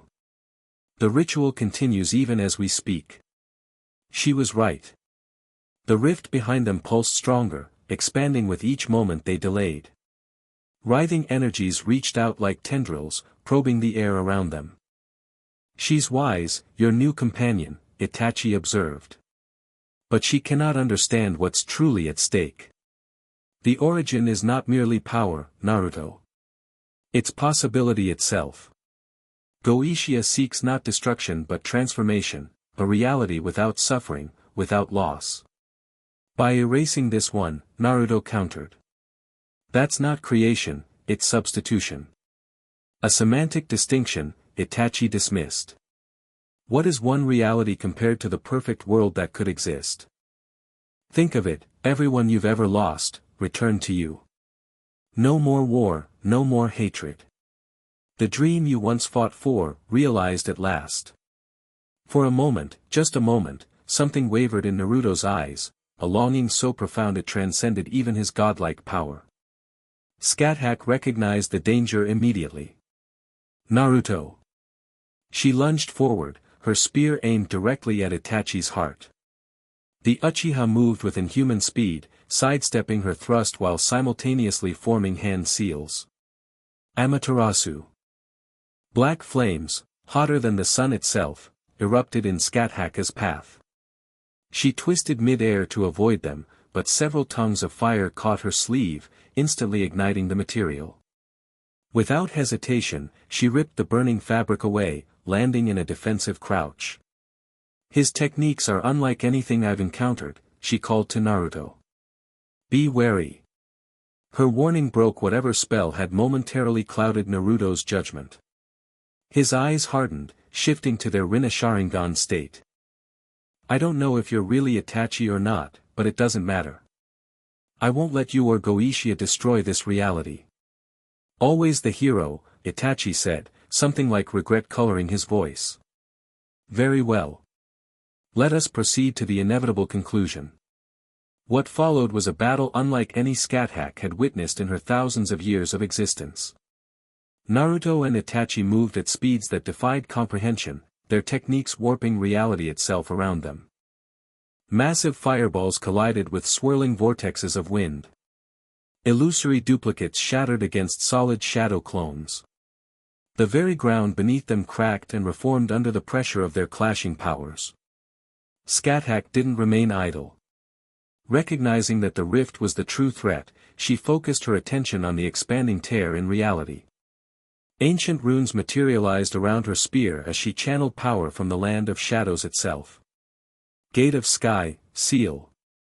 She intoned, thrusting her weapon toward the rift. The air shimmered as her noble phantasm activated, creating a counterforce to the expanding gateway. The rift's growth slowed but didn't stop, whatever power fueled it was beyond even her ancient magic. Meanwhile, Naruto found himself genuinely challenged for the first time in centuries. Whether this was truly Itachi or merely a perfect replica, his opponent possessed not just tremendous power but intimate knowledge of Naruto's fighting style and techniques. Your godhood has made you predictable, Naruto, Itachi observed, deflecting a Rasen Shuriken with his Susanoo. You rely on overwhelming force rather than strategy. Thanks for the critique, Naruto retorted, forming complex hand seals. Let me try something different. Multi-shadow clone jutsu. Hundreds of Narutos appeared throughout the temple grounds, each forming different techniques simultaneously. Fire, water, earth, wind, and lightning techniques filled the air in a devastating combination attack. Itachi's Susanoo expanded, the ethereal warrior growing to massive proportions as it shielded him from the onslaught. Better, he acknowledged. But still lacking imagination. The real Naruto, having used the clones as distraction, appeared directly above Itachi, a massive Rasengan formed between his hands, this one unlike any he'd used before. The spiraling sphere contained what looked like miniature galaxies swirling within its form. Origin style, reality Rasengan, he shouted, driving the technique down with all his strength. Itachi's eyes widened fractionally, the first sign of genuine surprise he'd shown. His Susanoo raised its ethereal shield just as the technique connected. The resulting explosion demolished what remained of Ryuta Temple. The shockwave flattened trees for miles around and sent Scáthach tumbling backward despite her superhuman strength. When the dust cleared, a crater half a mile wide had replaced the ancient shrine. Naruto stood at its center, breathing heavily, not from physical exertion but from the mental strain of channeling origin energy in such a focused manner. Across from him, Itachi's Susanoo had cracked like glass but remained intact, its wielder studying Naruto with newfound respect. So you have learned some new tricks, Itachi said. But you've overlooked something crucial. Naruto followed his gaze to where the rift had been, only to find it had not been destroyed. Instead, it had expanded dramatically during their battle, now large enough for a person to walk through comfortably. No. Naruto lunged toward the rift, but Itachi intercepted him, black flames forcing him to divert his path. You always did focus too much on the immediate battle, Itachi chided. Missing the larger strategy at play. Scáthach appeared beside Naruto, her clothing scorched and torn but her stance unwavering. The ritual is complete, she reported grimly. The gateway is stabilized. Precisely, Itachi confirmed. This was merely the final phase. While you fought monsters across the city, while you battled me here, Goishia completed the true working. He gestured to the darkening sky above them, where the clouds had formed a massive, complex pattern. The city itself is the ritual circle. Naruto's expression hardened as understanding dawned. The pentagram, the rifts, the battles, they were all just components of a larger spell. The greatest magic requires the greatest sacrifices, Itachi said. The fear of thousands, the destruction of sacred ground, the conflict between godlike beings, all fuel for Goishia's working. The stabilized rift pulsed suddenly, and from within emerged a figure they recognized, Goishia, now in his true form. Less humanoid than before, he appeared as a towering entity of golden light and shadow, crowned with massive horns and adorned with arcane symbols across his body. "Well done, Uchiha," Goishia's voice resonated on multiple frequencies simultaneously. "You've played your part admirably." "As promised?" Itachi inquired, his expression unreadable. Goishia made a gesture that might have been acknowledgement. "Your reality will be preserved in the reconfiguration. The Uchiha will have the peace they were denied." Naruto stared at Itachi, betrayal evident in his eyes. "You made a deal with him? After everything we fought for?" "I made a practical choice," Itachi replied evenly. "One reality sacrificed so that countless others might know peace. The calculus is simple." "Nothing about this is simple," Naruto shot back. "You're talking about erasing billions of lives." "Lives that would be reborn in the new configuration," Goishia interjected. "Not erased, Uzumaki, transformed. Elevated beyond the suffering inherent in their flawed existence." "Without their consent," Scáthach stated coldly. "Without choice. That is not elevation, it's enslavement." Goishia regarded her with something like curiosity. "The immortal who yearns for death lectures me on choice. How paradoxical." He turned his attention back to Naruto. "I did not expect to convince you, Origin Sage. Your attachment to these primitive concepts of freedom and self-determination has always been your limitation. And your lack of understanding them has always been yours," Naruto countered. "You see only the suffering in these worlds, never the joy, the connections, the growth that comes from overcoming challenges." Philosophical debates change nothing, Goishia dismissed. "The gateway is open. The ritual is complete. All that remains is to channel the full power of origin through your connection to it." He raised his hand, an invisible force slammed into Naruto, driving him to his knees. Golden chains, not Gilgamesh's Enkidu but something older, more primordial, erupted from the ground, binding him in place. "Origin chains," Goishia explained. "Formed from the conceptual framework of reality itself. Even you cannot break them, sage." Naruto struggled against the bindings, his immense power seeming to flow into the chains rather than breaking them. "What are you doing to me?" "Merely establishing the connection," Goishia replied. "Your power, combined with this reality's holy grail and my ritual, creates the perfect conduit to the origin itself." Scáthach moved to intervene, but Itachi blocked her path, his Susanoo reforming around him. "This is beyond you, Queen of Shadows. Stand down and you may yet have a place in the new order." "I have stood against gods and demons for millennia," Scáthach replied, her crimson eyes blazing with battle light. "I will not falter before you." As they clashed, Naruto continued fighting against the chains binding him. To his horror, he could feel his connection to the origin being forcibly opened wider than ever before, like a wound being pried apart. Power flowed from him into the ritual circle, causing the entire city to tremble. "Stop," he shouted at Goishia. "You don't understand what you're doing. The origin isn't just power, it's everything. Reality itself." "Precisely," Goishia replied, satisfaction evident in his inhuman voice. "And with it, I shall reforge all realities into their perfect form." The sky above Fuyuki split open, revealing not stars but something else entirely, a swirling vortex of pure possibility, colors that had no names in human language, patterns that defied comprehension. The origin itself, visible to mortal eyes for the first time in any reality. "Beautiful," Goishia breathed, raising his arms toward the phenomenon. "After countless eons, the source reveals itself." Naruto renewed his struggles with desperate intensity. "Scáthach. We have to stop him now." The warrior queen heard his call but remained locked in combat with Itachi. Their battle had escalated to a level that would have destroyed the city had it not already been incorporated into the ritual. Her spear, enhanced with runes of incredible power, clashed against the Uchiha's Susanoo sword, each impact creating shockwaves that distorted reality around them. "Your skills are impressive," Itachi acknowledged as they briefly separated. In another life, you would have made a formidable ally. There's still time to choose differently, Scáthach replied, not out of mercy but strategic calculation. Whatever Goetia has promised you, he cannot deliver. The origin cannot be controlled, only released or contained. Something flickered in Itachi's expression, doubt, perhaps. You speak with certainty about powers beyond your comprehension. I speak with the wisdom of one who has witnessed the rise and fall of gods, she countered. This is not the first time immortal beings have attempted to rewrite reality.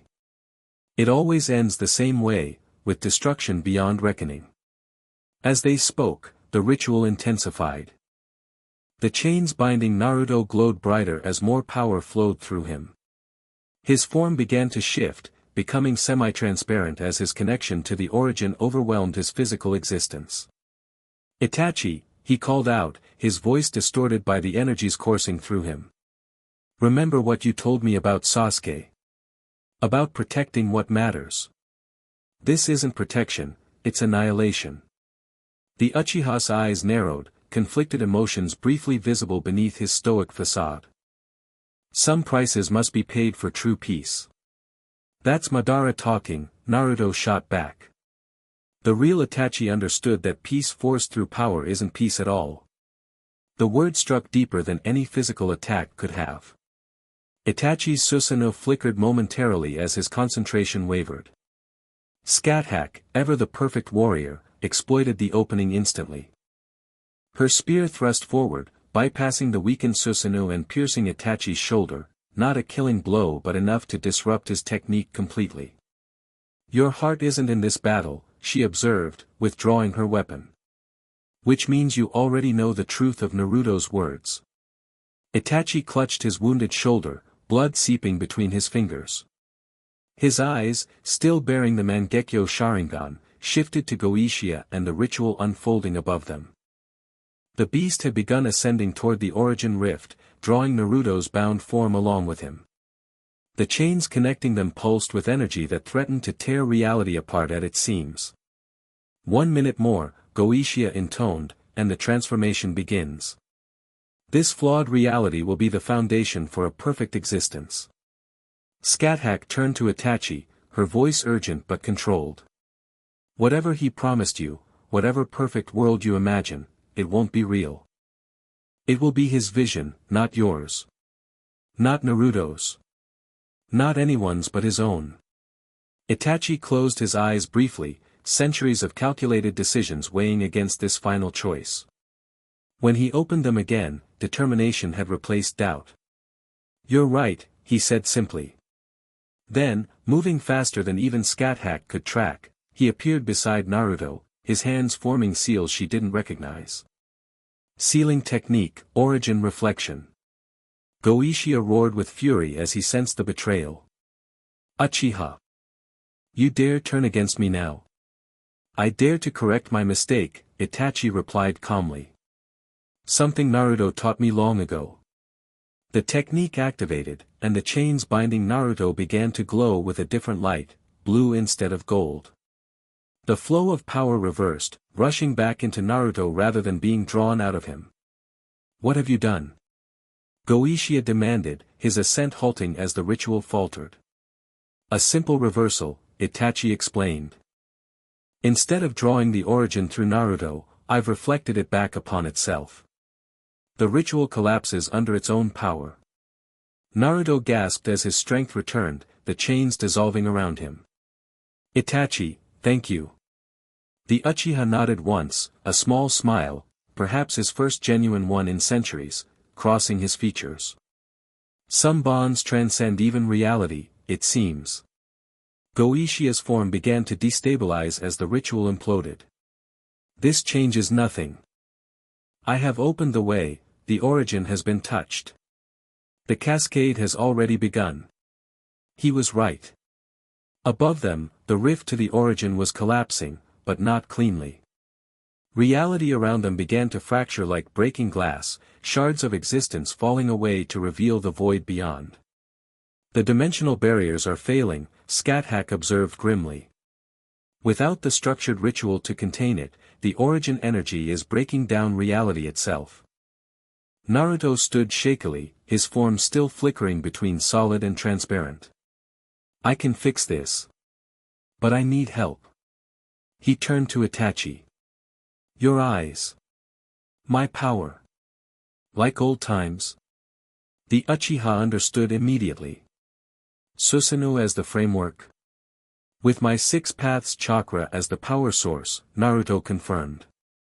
Scáthach, your boundary magic to stabilize the edges. She nodded, instantly grasping her role in this improvised plan. It will require perfect synchronization. Then we'd better not mess up, Naruto said with a ghost of his old grin. Because we only get one shot at this. The 3 warriors moved together, each calling upon their greatest powers.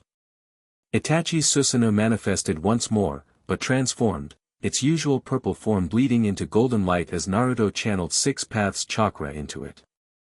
Scáthach's crimson energy formed a network of runes and boundaries that wrapped around the construct like a lattice. Now! Naruto shouted. As one, they directed their combined power upward toward the collapsing origin rift.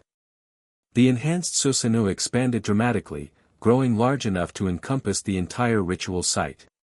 Its spectral hands reached toward the fracturing sky, grasping the edges of reality itself. Everyone in Fuyuki, lend us your strength. Naruto called out, his voice somehow carrying across the city. Believe that we can fix this. Whether through magic, miracle, or simply the desperate hope of thousands facing annihilation, something responded. Tiny motes of light began rising from throughout Fuyuki, the collective will of its people, unconsciously answering Naruto's call. It's working, Scáthach murmured in amazement as her boundary magic strengthened, empowered by the combined consciousness of the city. Itachi's Susanoo pulled the fractured edges of reality back together, holding them in place while Naruto's chakra and Scáthach's runes rewove the fabric of existence. The origin rift began to close, not in the catastrophic collapse Goichia had triggered but in a controlled, healing manner. No. Goichia raged, his form continuing to destabilize. I will not be denied. Not after millennia of planning. With his remaining strength, he hurled himself toward Naruto, the focal point of their combined technique. If I cannot reshape reality, I will take you with me into oblivion, Origin Sage. Itachi moved to intercept but was seconds too slow. Goichia collided with Naruto in an explosion of opposing energies, breaking his concentration and threatening to unravel their delicate work. Maintain the seal. Naruto shouted to the others as he grappled with Goichia. Don't let go, no matter what happens to me. Naruto. Scáthach called, torn between maintaining the boundary spell and aiding him directly. Stay focused, he commanded. The city comes first. Locked in combat with Goichia, Naruto began to glow with blinding intensity. The beast's form wrapped around him like living shadow, trying to drag him into whatever dimensional void was claiming Goichia himself. If I cannot have the origin, Goichia hissed, his voice distorting as his form continued to break apart, then neither shall you. Your connection shall be severed permanently. Fine by me, Naruto replied through gritted teeth. Being a god is overrated anyway. He reached deep within himself, past the 6 paths chakra, past the tailed beast power, to the very core of his being, to the connection with the origin itself. But instead of drawing upon it as he had countless times before, he did something unprecedented. He let it go. Golden light exploded outward from Naruto's form, engulfing both him and Goichia completely. The shockwave should have disrupted the sealing technique, but somehow, Itachi and Scáthach maintained their hold, the Susanoo framework strengthening rather than weakening. What is he doing? Scáthach demanded, feeling the nature of Naruto's energy transform into something she didn't recognize. Something only Naruto would think of, Itachi replied, a mixture of exasperation and admiration in his voice. He's releasing his connection to the origin voluntarily, channeling it directly into Goichia. That's suicide, Scáthach protested. The power will destroy them both. Maybe, Itachi acknowledged. Or maybe it's exactly what's needed to close the rift permanently. The golden sphere containing Naruto and Goichia rose toward the healing tear in reality. As it touched the edges of the rift, a pulse of energy rippled outward, washing over Fuyuki like a warm tide. Where it passed, damage repaired itself, buildings reassembled, rifts sealed, even injuries healed. He's redirecting the origin energy, Scáthach realized. Using it to restore rather than destroy. Itachi nodded. One final act of creation before severing the connection. The golden sphere expanded until it encompassed the entire rift, then contracted violently, collapsing into a single point of light that shone like a new star for one brilliant moment before winking out entirely. Silence fell over Fuyuki. The unnatural clouds dissipated, revealing a night sky scattered with ordinary stars. The fractures in reality had vanished, the barriers between dimensions restored. Itachi's Susanoo faded as he lowered his arms, exhaustion evident in his usually stoic features. It's done. Scáthach stared at the empty space where Naruto had been, her ancient eyes revealing nothing of her thoughts. He sacrificed himself. Perhaps, Itachi said, though something in his tone suggested doubt. But if there's one thing I learned about Naruto Uzumaki, it's that he has a habit of surviving the impossible. As if in answer to his words, a small flash of light appeared before them. It expanded briefly, depositing a single figure onto the ground before winking out again. Naruto lay motionless on the scorched earth, his clothing torn and burned, his body appearing fully solid again, no longer flickering between states of existence. Slowly, he stirred, pushing himself up to a sitting position with visible effort. Did we win? He asked groggily, looking around at the remarkably intact landscape. Looks like we did. Scáthach moved to his side with inhuman speed, kneeling beside him. Her usual stoic expression had given way to something almost like concern. You're alive. Disappointed? Naruto joked weakly. Surprised, she corrected, helping him to his feet. What happened to Goichia? Naruto's expression sobered. Gone. Not destroyed, beings like him can't really be destroyed. But scattered across dimensions, his consciousness fragmented. It'll take him millennia to reform, if ever. And your connection to the origin? Itachi asked, approaching more cautiously. Naruto looked down at his hands, flexing them experimentally. Severed. Or at least, mostly severed. I can still feel it, but distantly, like a memory rather than a direct link. He glanced up with a wry smile. Guess I've been demoted from God to merely incredibly powerful immortal. A significant demotion indeed, Scáthach remarked dryly, though relief was evident in her voice. The moment of calm was interrupted by a massive explosion from downtown Fuyuki, followed by a column of golden light that split the night sky. The others, Naruto remembered suddenly. Artoria, Gilgamesh, Kurama, they were fighting downtown. Can you travel? Scáthach asked, noting his weakened state. Naruto took a deep breath, centering himself. Yeah. I've still got plenty of chakra, even without the origin connection. He turned to Itachi. Coming with us? The Uchiha hesitated. My purpose here is fulfilled. Perhaps it's time I return to my own journey. Running away again? Naruto challenged, though his tone was gentle rather than accusatory. Some things never change, I guess. Itachi's expression softened fractionally. We all have our paths to walk, Naruto. Mine has always been solitary. Doesn't have to be, Naruto countered. But I won't force you. He extended his hand. Either way, it was good to see you again, Itachi. Even if you did try to help destroy reality for a while there. A ghost of a smile touched Itachi's lips as he clasped Naruto's hand. A momentary lapse in judgment. It won't happen again. Better not, Naruto grinned. Or I'll have to kick your ass properly next time. With a nod to Scáthach, Itachi stepped back. Until we meet again, Origin Sage. His form dissolved into crows that scattered into the night sky, disappearing without a trace. Will he be trouble? Scáthach asked pragmatically. Naruto shook his head. Nah. Itachi's always been on the right side, even when it looked like he wasn't. Now, he turned toward the continuing battle downtown. Let's go help our friends. Downtown Fuyuki resembled a battlefield from ancient myths. Gilgamesh stood atop a skyscraper, countless golden portals open around him as he rained down noble phantasms upon the hordes below. Kurama, now grown to the size of a small building, fought alongside him, his tail sweeping away enemies while his roars shook the foundations of nearby structures. At street level, Artoria led the defense of a makeshift civilian shelter. Excalibur blazed in her hands as she cut down any creature that approached the barricaded department store where hundreds of Fuyuki residents had taken refuge.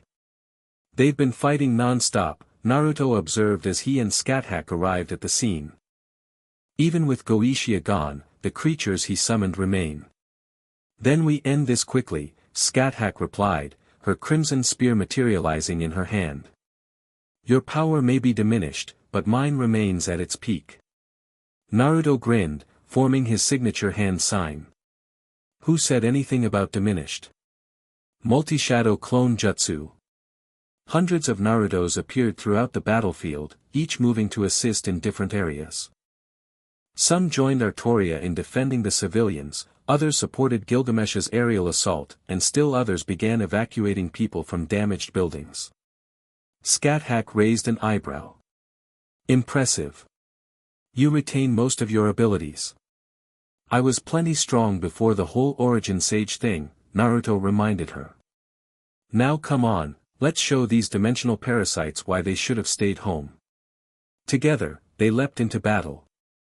Scáthach moved like a crimson blur, her spear claiming dozens of creatures with each pass. Where Artoria fought with knightly precision and Gilgamesh with overwhelming force, Scáthach's combat style was pure lethal efficiency, no wasted movement, no flourish, just perfect execution. Naruto, meanwhile, demonstrated why he had been legendary even before ascending to godhood. His clones coordinated with mathematical precision, herding creatures into kill zones where Rasengan barrages obliterated them by the hundreds. Without the origin connection, his techniques were more conventional but no less devastating. Naruto! Kurama called out, spotting his partner among the chaos. You're alive. The fox sounded genuinely relieved, though he'd never admit to worrying. Takes more than a primordial entity to keep me down, Naruto called back with a grin. How are things here? Manageable, the fox replied, swatting away a flying creature with casual disdain. Though Golden Boy up there is getting on my nerves with his everything belongs to me routine. Artoria noticed Naruto's arrival next, momentary surprise giving way to what might have been relief on her stoic features. You succeeded in stopping the ritual?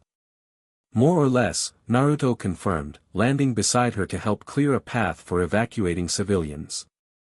Goishia's gone, the rifts are closing, but we've still got cleanup duty with these stragglers. A manageable task, Artoria replied with the confidence of a born leader. We have established defensive perimeters around civilian shelters and are systematically reclaiming the city blocks. Naruto nodded appreciatively. Nice work. Tactical planning was never my strong suit. Yet you succeed regardless, Artoria observed. Through sheer determination if not strategy. Story of my life, Naruto agreed with a laugh. Their conversation was interrupted as Gilgamesh descended from his perch, landing with characteristic grace beside them. The origin sage returns, diminished yet intact, he observed, his crimson eyes studying Naruto intently. I sense the change in your power. Yeah, had to cut my connection to the origin to stop Goishia, Naruto explained simply. Small price to pay for saving reality. Something like respect flickered across Gilgamesh's features. A king who sacrifices for his subjects demonstrates true nobility. Perhaps you are worthy of your titles after all, Uzumaki Naruto. Coming from Gilgamesh, this was practically effusive praise. Naruto blinked in surprise before offering a genuine smile. Thanks, Gil. You're not so bad yourself when you're not being a complete jerk. The King of Heroes' expression immediately soured. Do not presume familiarity, Origin Sage. And never abbreviate my name again if you value your continued existence. And we're back to normal, Naruto sighed. Right, let's finish cleaning up this mess. With their combined strength, the remaining creatures stood no chance. Gilgamesh's Gate of Babylon eliminated those in the air, Kurama and Naruto's clones handled the ground forces, while Artoria and Scáthach protected the civilians and wounded. As the last of the dimensional parasites fell, an unexpected calm settled over Fuyuki. Dawn broke over the horizon, casting golden light across the battle-scarred city. Despite the destruction, there was something hopeful in that light, a new day, a continuing existence that had nearly been erased. The 5 warriors gathered atop a relatively intact building, surveying the city as emergency services began their work. Remarkably, casualties had been minimal, a testament to their defensive efforts. So what happens now? Artoria asked, breaking the contemplative silence. With the Holy Grail corrupted and the war disrupted, what becomes of the servants? It was a practical question that none of them had considered in the heat of battle. The Holy Grail War had specific rules and outcomes. With the system damaged, those certainties vanished. The corruption within the Grail has been there for generations, Scáthach said. This war was doomed from the beginning. Perhaps its disruption is for the best. Gilgamesh scoffed. Easy for you to say. You were never bound to the servant system. Neither was I, Kurama pointed out, yet here I stand, unconcerned with such trivial matters as whether some magical cup grants your wish. You are a beast, Gilgamesh dismissed. Your concerns are naturally more primitive. Before Kurama could retort, Naruto intervened. Without the origin connection, I can't permanently alter the rules of this reality. But I might be able to offer an alternative. All eyes turned to him questioningly. I still have considerable power, Naruto explained. Enough to create a sort of anchor for servants who wish to remain in this reality without depending on the Grail system. You would tether us to this world through your own power? Artoria asked, sounding both intrigued and concerned. For what purpose? Naruto shrugged. No purpose beyond giving you a choice. Stay or go, up to you. A choice, Scáthach repeated thoughtfully.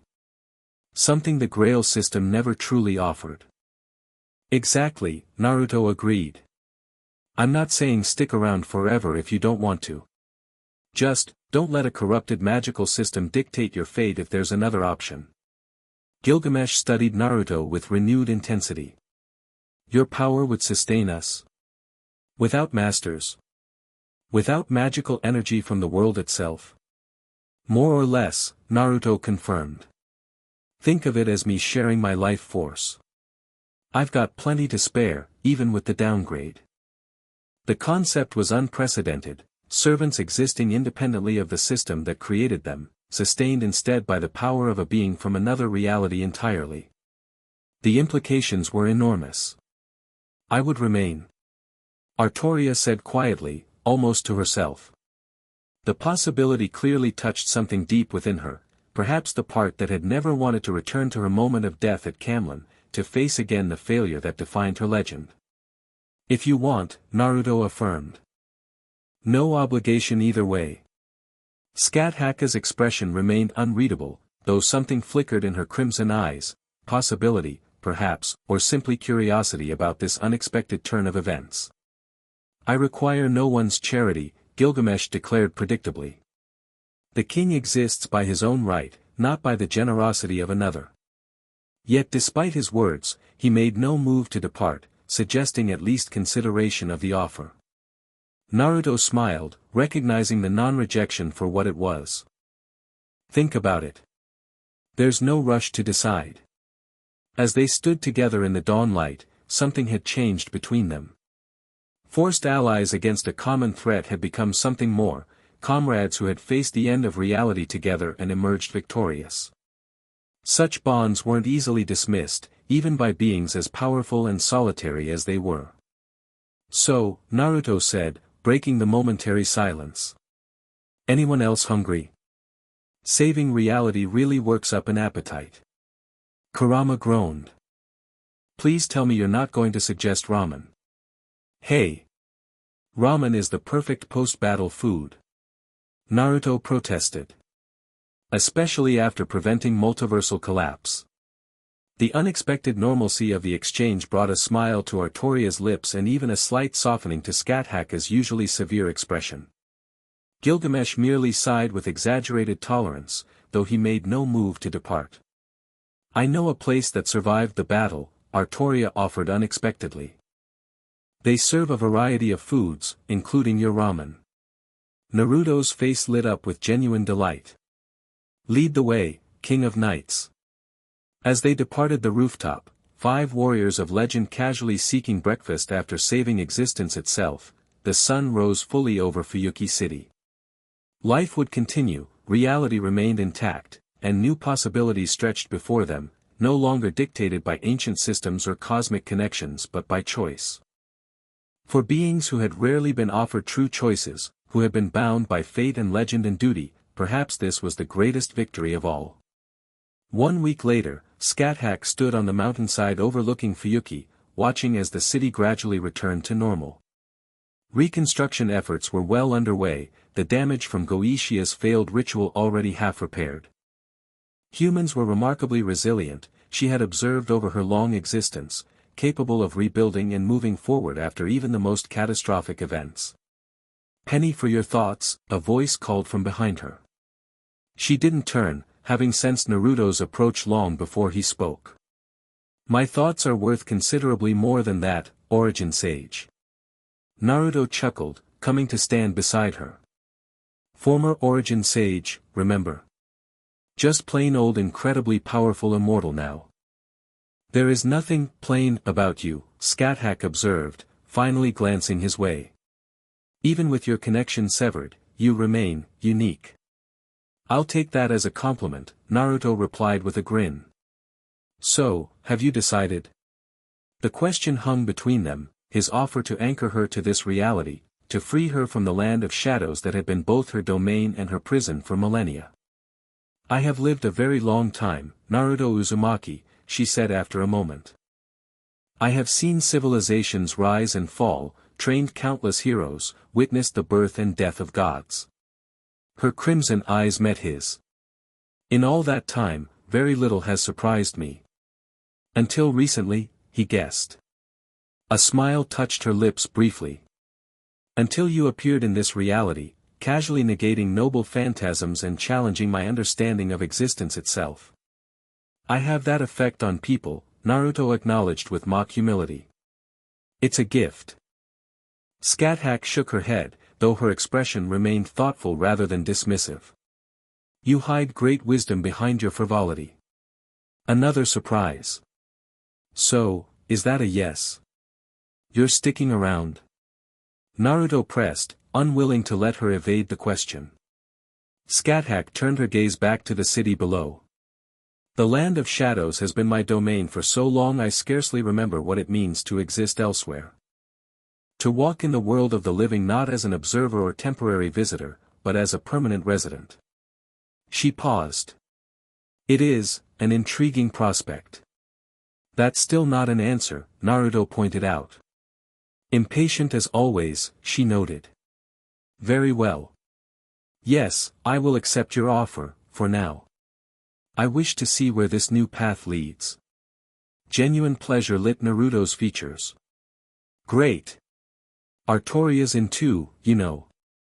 Even Gilgamesh hasn't officially said no, which from him is practically enthusiastic agreement. And what of you? Scáthach asked, turning the question back on him. What does a former god do with eternity once his connection to ultimate power is severed? The question sobered Naruto slightly. Honestly? I'm not sure yet. For so long, I've just been, existing. Drifting between realities, handling threats as they arose, never really connecting with anyone or anything. He gazed toward the horizon, his expression uncharacteristically thoughtful. Maybe it's time I tried something different. Such as having a home again. Friends. Purpose beyond just crisis management. His blue eyes shifted back to her. The Naruto from thousands of years ago would have known exactly what he wanted. He was all about becoming Hokage and protecting the village and never giving up. A wistful smile crossed his features. Simple dreams, but powerful ones.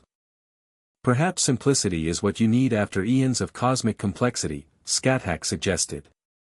Maybe you're right, Naruto agreed. Maybe we all could use a little simplicity. They stood in comfortable silence for a moment, watching as the sun began to set over Fuyuki. In the fading light, Scáthach's crimson eyes seemed to glow with an inner fire. I have existed for millennia with one certainty, she said finally. That I could not die, that battle was my only remaining purpose, that eternity stretched before me unchanging and immutable. She turned to face him fully.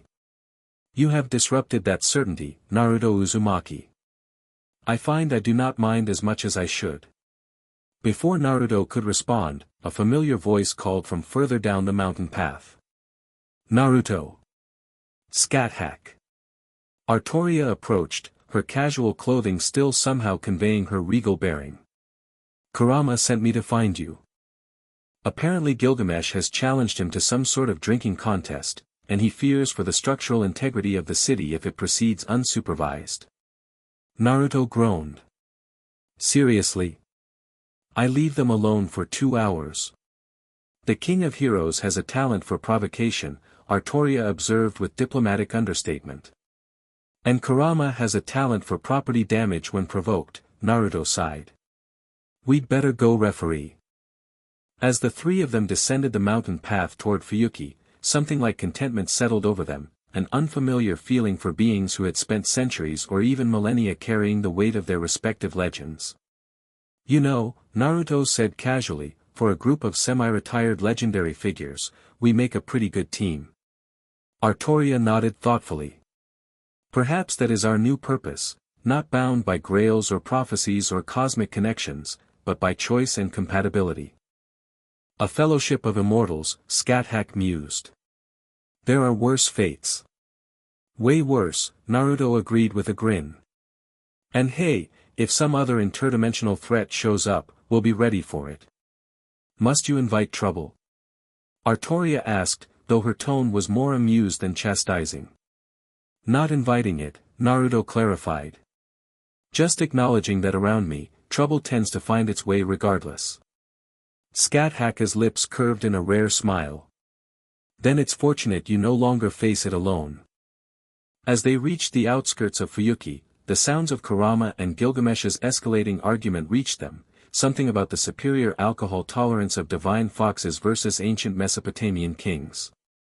Never a dull moment, Naruto laughed, quickening his pace. Behind him, Artoria and Scáthach exchanged a glance, silent understanding passing between two warriors who recognized something kindred in each other despite their vastly different origins. The future stretched before them, uncertain yet full of possibilities. For beings who had been defined by fate for so long, this newfound freedom was both daunting and exhilarating. Whatever came next, they would face it together, not as servant and master, not as god and mortal, but as equals bound by choice rather than circumstance. And for now, that was enough. Chapter 3, Divine Convergence. 3 months passed since Goishia's defeat. Fuyuki had largely recovered, its citizens attributing the destruction to a series of earthquakes and gas explosions, the standard cover stories for supernatural events. For legendary warriors and one nine-tailed fox had settled into an uneasy routine, sharing a sprawling traditional estate on the outskirts of the city that Gilgamesh had acquired through means no one questioned too closely. Naruto sat cross-legged on the estate's wooden engawa, watching dawn break over the mountains. Despite the peaceful scene, uneasiness gnawed at him. Something felt wrong about Goishia's defeat, too easy, too clean for an entity of such power. You sense it too, Scáthach said, appearing silently beside him. She wore casual training clothes, black leggings and a fitted crimson top, but still carried herself with the deadly grace of an immortal warrior. Yeah. Naruto didn't need to ask what she meant. The dimensional barriers are thinning again. Subtle, but definitely happening. She nodded, crimson eyes fixed on the horizon. I've lived too long to believe in coincidences. Goichia planned for his defeat. Always 3 steps ahead, Naruto agreed, rising to his feet. That's what makes him dangerous. Inside the house, they heard the distinctive sound of Gilgamesh and Artoria arguing, a near-daily occurrence that somehow hadn't resulted in property damage yet. Think they'd notice if reality started collapsing again? Naruto asked with a wry smile. Only if it interrupted their debate about proper kingship, Scáthach replied dryly. The sliding door slammed open, and Artoria emerged, her face set in the expression of controlled frustration she typically wore after interactions with the King of Heroes. That man is insufferable, she declared, joining them on the Engawa. She wore jeans and a simple blue blouse, modern clothing that somehow didn't diminish her regal bearing. He insists that democratic governance is merely a temporary delusion of the masses that will inevitably return to divine kingship. To be fair, he's been right about most things for 5,000 years, Naruto pointed out. Annoying, but right. Artoria shot him a betrayed look, and he raised his hands defensively. Hey, I didn't say I agree with him. Just stating facts. Their banter died as Kurama padded around the corner of the house, currently the size of a large dog for convenience. The fox's expression was serious, his 9 tails twitching with nervous energy. We have company, he announced. Northwest, moving fast. All 3 warriors tensed, their casual demeanor vanishing instantly. Hostile? Artoria asked, Excalibur materializing in her hand despite her casual clothes. Unclear, Kurama replied. But powerful. Very powerful. Naruto closed his eyes, extending his senses. Without his full connection to the origin, his abilities were more limited, but still far beyond most beings. Not Goichia, but definitely not friendly. Gilgamesh emerged from the house, having overheard the conversation. Unlike the others, he hadn't adapted to modern clothing, instead wearing an open white shirt and leather pants that somehow managed to look both casual and regal. Intruders in my territory, he said, crimson eyes narrowing. Unacceptable. Our territory, Artoria corrected automatically, their previous argument forgotten in the face of a potential threat. The air shimmered about half a mile from the estate, reality bending as something forced its way through. Unlike Goichia's dramatic rifts, this was subtle, almost surgical, a precise incision in the fabric of the world. Let's greet our guests, Naruto suggested, his tone deceptively light though his body had already shifted to battle readiness. The 4 warriors and Kurama moved as one, crossing the distance in seconds. They arrived just as the dimensional tier stabilized, forming a perfect circle hovering a few feet above the ground. Through it stepped a figure Naruto recognized instantly, tall, pale, with purple ripple pattern eyes and red hair. 6 black receivers protruded from his back like metallic spines. Pain, Naruto identified him, his voice hardening. Or should I say, Nagato? The figure inclined his head slightly. Naruto Uzumaki. It's been a long time. Not long enough, Naruto replied. Last I checked, you were dead. Several thousand years dead. Death is rarely permanent for those of significance, Pain replied with eerie calm. Particularly when someone has need of our particular talents. Behind Pain, 5 more figures emerged from the portal, each with the same ripple pattern eyes but different in appearance. The 6 paths of Pain, reconstituted somehow. Goichia, Scáthach surmised, her crimson spear materializing in her hand. He's resurrected your old enemies. Not resurrection in the conventional sense, Pain corrected. We are echoes, drawn from the infinite possibilities of the multiverse. Versions that never died, versions that took different paths. Fascinating, Gilgamesh said with audible boredom. Is there a purpose to this intrusion beyond metaphysical exposition? Pain's unsettling gaze shifted to the King of Heroes. Your arrogance remains consistent across all realities, King of Uruk. Yes, we have a purpose. His attention returned to Naruto. We bring a message and a warning. Let me guess, Naruto sighed. Surrender or die. Join Goetia or face destruction. Something suitably melodramatic. A flicker of what might have been amusement crossed Pain's features. You haven't changed either, despite your godhood. No, the message is simpler, what you stopped was merely the prelude. The true convergence approaches. Convergence? Artoria questioned, Excalibur still held ready. The alignment of all realities, another path explained, the female one Naruto remembered as being particularly dangerous.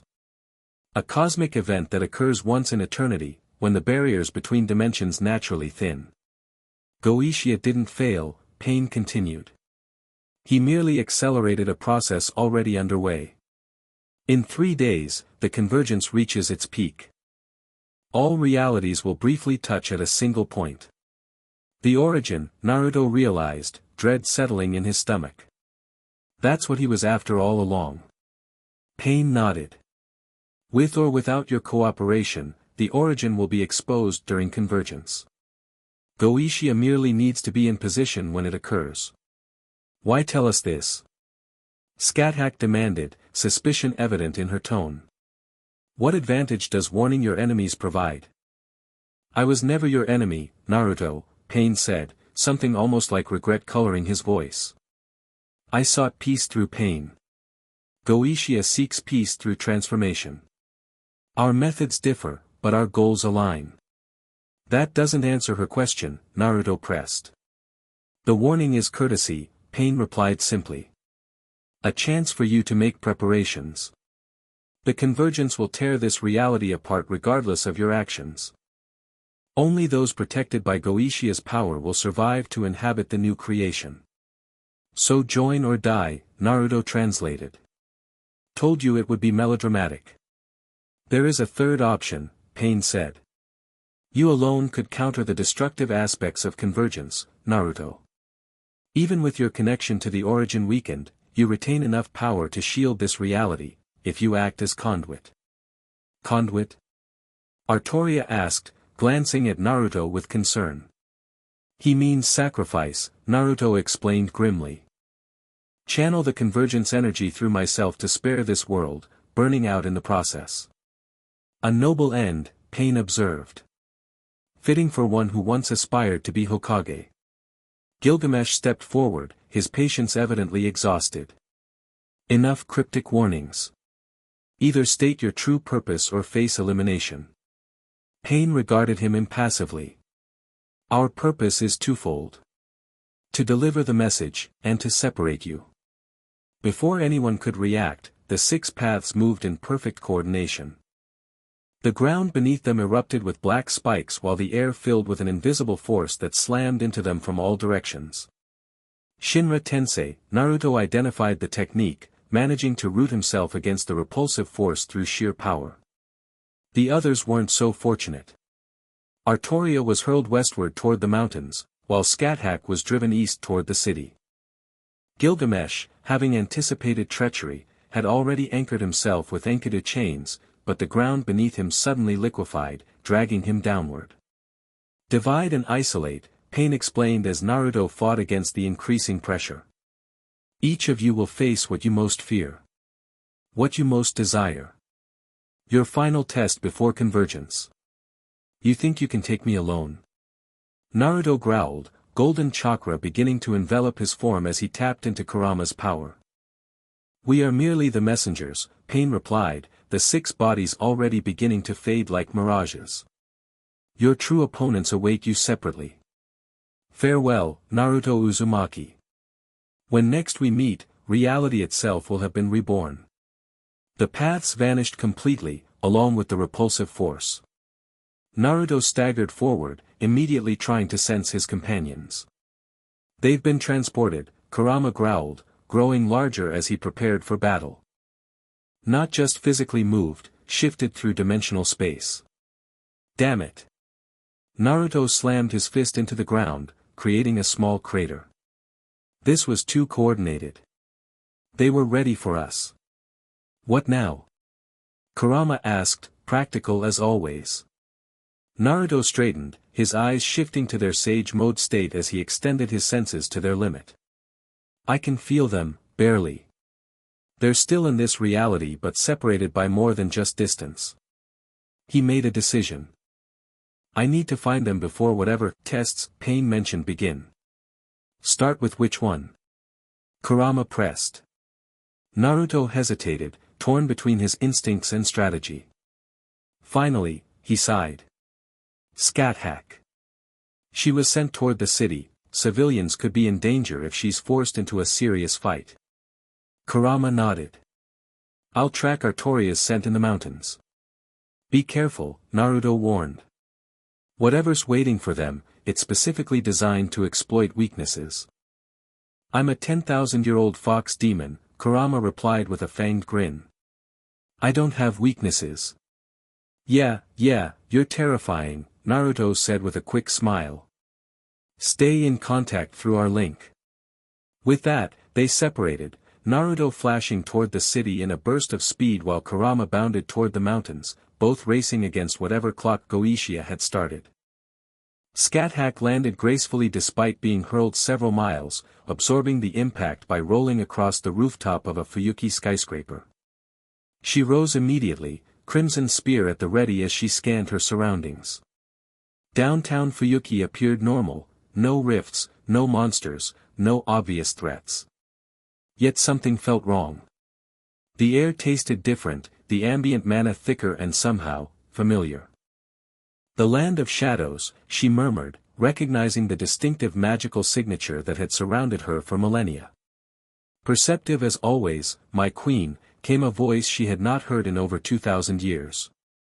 Scáthach whirled, spear leveled at the newcomer, a tall warrior in ornate Celtic armor, his face handsome but cruel, his spear an inverted twin to her own.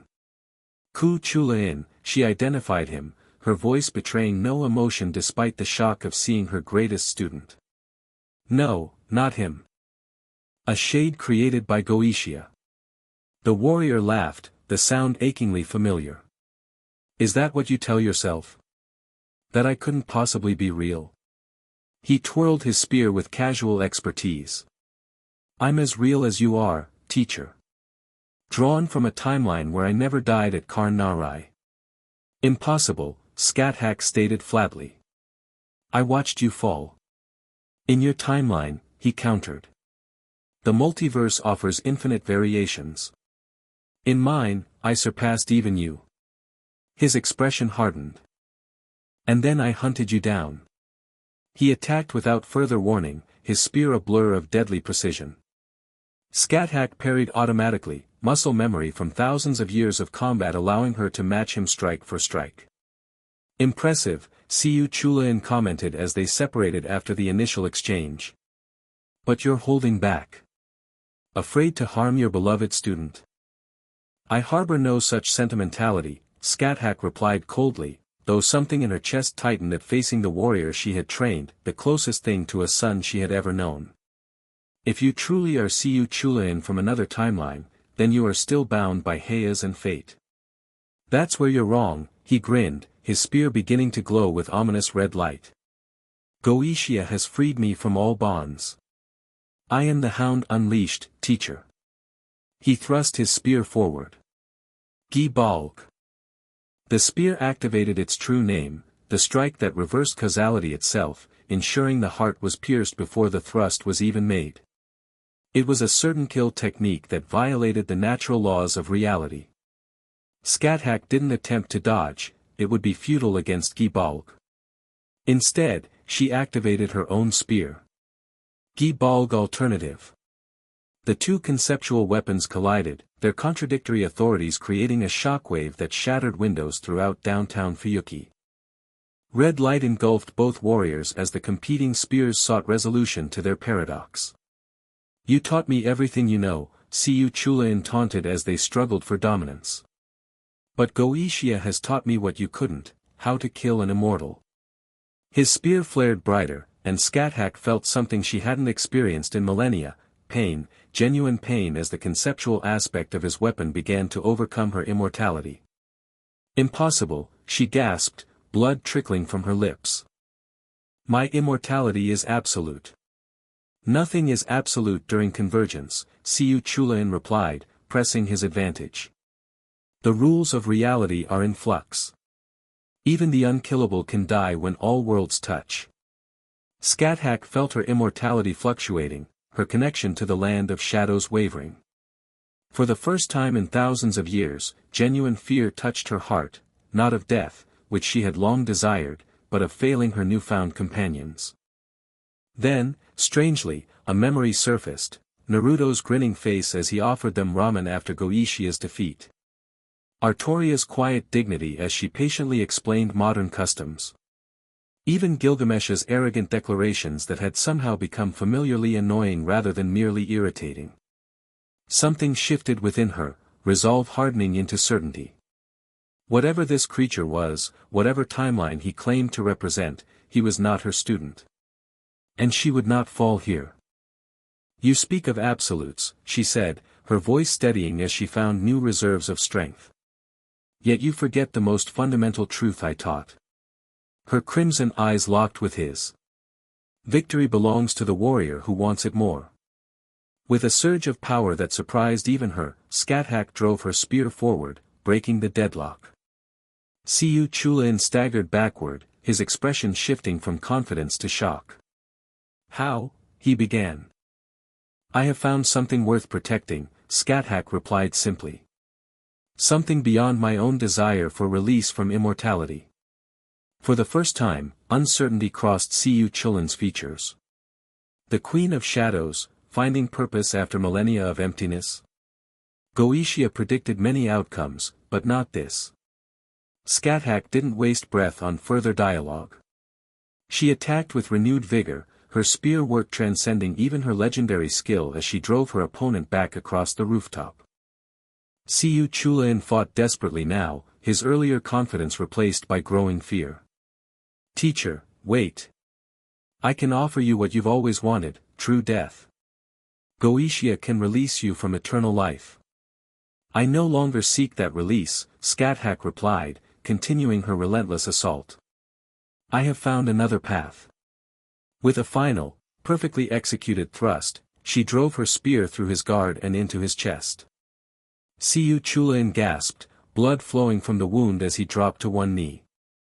Well struck, he acknowledged, a strange smile forming on his lips. But this was never about defeating me. Scáthach narrowed her eyes. Explain.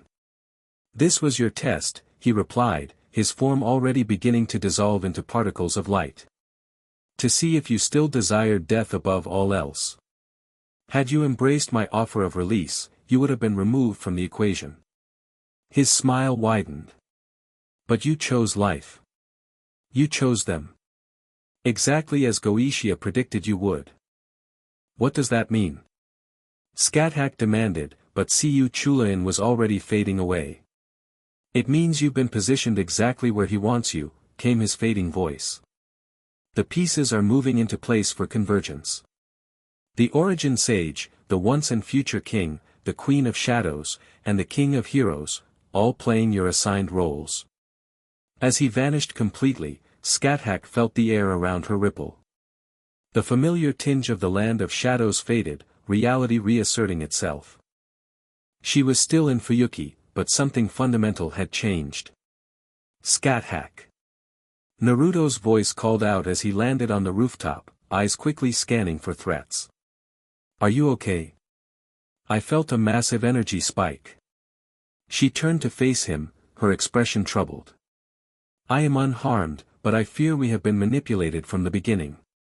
This was never about stopping us, it was about positioning us. For what? Naruto asked, though his grim expression suggested he already suspected the answer. Convergence, Scáthach replied.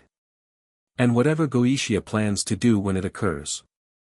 Artoria landed hard in the foothills of Mount Enzu, Excalibur instinctively raised to absorb the impact. She rolled to her feet immediately, scanning the unfamiliar terrain with a warrior's practiced eye. The mountain looked wrong, twisted somehow, with strange formations of rock that defied natural geology. The sky above had taken on a greenish tinge, and two moons hung impossibly side by side. An illusion, she muttered to herself. Or a pocket dimension. Neither, King of Knights, came a voice that stopped her heart. This is Camelot, or what remains of it after your failure. Artoria turned slowly, already knowing what she would see but dreading it nonetheless. There, standing among the twisted rocks that now resembled ruined castle walls, was a figure in black armor, her mirror image but corrupted, golden eyes gleaming with malice beneath the shadowy helm. Altar, Artoria acknowledged her dark counterpart. Goetia's work, I presume. The Dark Knight laughed, the sound hollow and bitter. Always so quick to dismiss me as someone else's creation. I am not some conjured phantom, Artoria Pendragon. I am you, the you that accepted the dark truth of kingship instead of clinging to childish ideals. Excalibur shifted in Artoria's grip, responding to her unease. What dark truth would that be? That a true king stands alone, Altar replied, her corrupted version of Excalibur, Excalibur Morgan, materializing in her hand. That sacrifice is inevitable. That people cannot be saved, only ruled. The word struck uncomfortably close to doubts Artoria had harbored throughout her reign, doubts that had never fully vanished despite centuries of reflection. I rejected that path, Artoria stated firmly. A king who stands alone serves no one but themselves. Pretty words, Altar sneered. Tell me, what has your philosophy of noble kingship accomplished? Camelot still fell. Your knights still betrayed you. Britain still plunged into darkness. She gestured at the twisted landscape around them. And now you play at being hero in another reality, having learned nothing from your failures. Artoria's grip tightened on Excalibur. I have learned much from my failures. Chief among them the knowledge that perfection is not the measure of true leadership. Convenient rationalization, Altar countered. Yet here you are, allying yourself with godlike beings, seeking power beyond your station yet again. Her golden eyes narrowed. Particularly drawn to the origin sage, aren't you? Another source of power to validate your existence. Anger flashed through Artoria at the insinuation. My relationship with Naruto and the others is not about power. It is about shared purpose. Is it? Altar asked, beginning to circle her slowly. Or is it about finding beings who won't judge your failures because they're too powerful to care about the concerns of mere mortals? The accusation hit harder than Artoria wanted to admit. Had she been using her new companions as an escape from her past? As absolution for Camelot's fall? Your silence condemns you, Altar observed with cruel satisfaction. Deep down, you know I speak truth. You hide among gods and immortals because you cannot face the judgment of the people you failed. Enough, Artoria said, raising Excalibur. Whatever Goetia's purpose in sending you, I will not be swayed by twisted reflections of my own doubts. Then prove it, Altar challenged, settling into a combat stance identical to Artoria's own.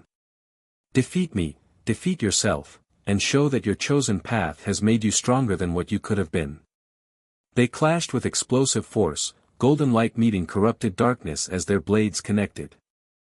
The shockwave reshaped the landscape around them, twisted rock formations shattering under the pressure of their contest. Artoria quickly realized the difficulty of her situation.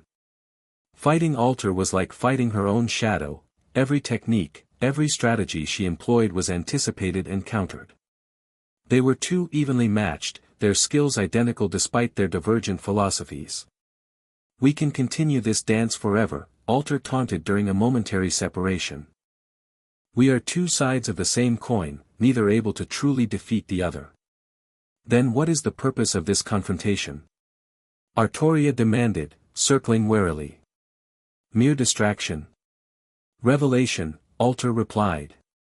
Goetia offers you a choice, Artoria Pendragon. When convergence occurs, all possible timelines will briefly exist simultaneously.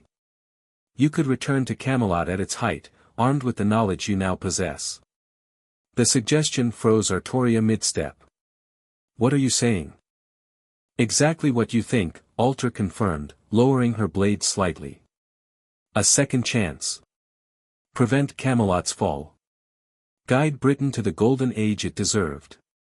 Save Lancelot from his folly, Mordred from her rebellion. Her voice softened, becoming almost seductive in its appeal to Artoria's deepest desires. Correct your greatest failure. For a moment, just a moment, Artoria allowed herself to imagine it, returning with centuries of wisdom, averting the tragedies she had been too young and too rigid to prevent. The temptation was nearly overwhelming. At what cost? She finally asked, her voice barely above a whisper. This reality, Alter admitted without hesitation. When convergence completes, Goetia will reshape existence. Most timelines will be erased, but those he chooses to preserve will continue, improved according to his vision. And my friends here? Naruto, Scáthach, even Gilgamesh. The origin sage will be consumed as the conduit for transformation, Alter explained clinically. The others will either accept Goetia's new order or perish. Their choice. The cold calculation in her counterpart's voice broke the spell of temptation. This was indeed what she might have become, a ruler who viewed people as pieces to be sacrificed for the greater good, who measured lives against outcomes with detached precision. No, Artoria said, her resolve hardening. I will not betray those who have fought beside me, not even for Camelot's restoration. Alter's expression darkened with disgust. Still clinging to sentiment over sense. This is why you failed as king. Perhaps, Artoria acknowledged. But it is why I have succeeded as a human being. With those words, something shifted in the battle dynamic. Where before they had been evenly matched, Artoria now fought with renewed purpose, her blade work flowing with a certainty her dark counterpart couldn't match. Alter found herself driven back, her perfect defenses beginning to falter against Artoria's onslaught. What is this? She demanded, genuine confusion in her voice. Our skills are identical. Our skills, yes, Artoria confirmed, pressing her advantage. But not our hearts. Not our reasons for fighting. For the first time, fear flickered across Alter's features. Impossible. Power is power. Skill is skill. The purity of your motivations changes nothing. You're wrong, Artoria said simply. And that is why you will lose. Excalibur began to glow with increasingly brilliant light, responding to the clarity of purpose in its wielder's heart. Artoria had finally reconciled the king she had been with the person she had become, no longer running from her past failures nor defined solely by them. This ends now, she declared, raising her holy sword. Wait! Alter cried, dropping to one knee and lowering her dark blade. I yield. Artoria halted her attack, suspicion evident in her stance. Why? Alter looked up, and to Artoria's shock, a smile crossed her dark counterpart's face, not mocking or cruel, but genuinely pleased. Because you've passed the test. Test? Goetia needed to know if you could be tempted by the past, Alter explained, her form beginning to shimmer and change. If you had chosen Camelot, you would have been positioned as an ally in his new order. By choosing your present bonds instead, you've been confirmed as an opponent. As she spoke, her appearance transformed completely, black armor melting away to reveal a young woman with short purple hair and gentle eyes. My name is Mash Kirilite, she said, or at least, that's who I was before Goetia absorbed my reality. I'm sorry for the deception. Artoria lowered Excalibur slightly but didn't dismiss it. You're from another timeline. One where Goetia succeeded, Mash confirmed sadly. I was a demi-servant there, bonded with Galahad's spirit. I fought against Goetia originally, but when he won, when he absorbed my reality. She shook her head. I became this. A tool for his tests. Why are you telling me this? Artoria asked, confusion warring with compassion. Because you've proven stronger than I was, Mash replied. Strong enough to choose the present over the past. And because she hesitated, I want to help you stop him. I don't want your reality to suffer the same fate as mine. Before Artoria could respond, a tremendous roar echoed across the distorted landscape. Kurama appeared, bounding over a ridge in his full-sized form, 9 tails lashing with battle readiness. Artoria, the fox called, skidding to a halt as he took in the scene. Who's this? A potential ally, Artoria replied carefully. Though verification would be prudent. Mash stood slowly, keeping her hands visible. I understand your caution. I was Goetia unwilling servant, but his control weakens during convergence preparations. The barriers between realities are becoming permeable. Some of us remember who we were before. Kurama growled suspiciously, circling to Artoria's side. Convenient timing for a change of heart. Perhaps, Mash acknowledged. But you need all the help you can get. Convergence is less than 72 hours away, and Goetia has prepared for every contingency. Except one, I'm guessing, came a familiar voice as Naruto suddenly appeared beside them in a flash of yellow light, Scáthach at his side. He didn't expect us to find each other so quickly. Relief washed over Artoria's features before she could mask it. Naruto. Scáthach. You're unharmed. More or less, Naruto replied with a tight smile. Scáthach had a run-in with an alternate version of her student. I'm guessing you faced something similar.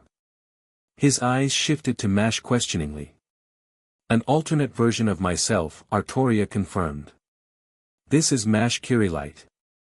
She claims to be from a reality Goetia already conquered, now seeking to help us. Naruto studied the young woman carefully, his eyes shifting to their sage mode state to better assess her. She's telling the truth about being from another reality. Her chakra signature has multidimensional markers. He frowned slightly. But there's something else there too, some kind of connection to Goetia. I told you, Mash said. He absorbed my reality. All of us who survived bear his mark, but some of us resist his control. Where's Gilgamesh? Scáthach asked suddenly, noticing the Golden King's absence. Concern flickered across Naruto's features. I can't sense him clearly. Whatever pocket dimension he was sent to is heavily shielded. Because his test is the most crucial, Mash explained. Of the 4 of you, he's the most unpredictable variable in Goetia's calculations. Figures, Naruto muttered. The most arrogant, difficult one of us is also the most important. We need to find him, Artoria stated firmly. If these tests are meant to position us for convergence, then Gilgamesh's outcome could be decisive. Mash nodded. You're right, but breaking into his pocket dimension won't be easy. It's built from fragments of his own Babylon. A trap designed specifically for him, Scáthach observed.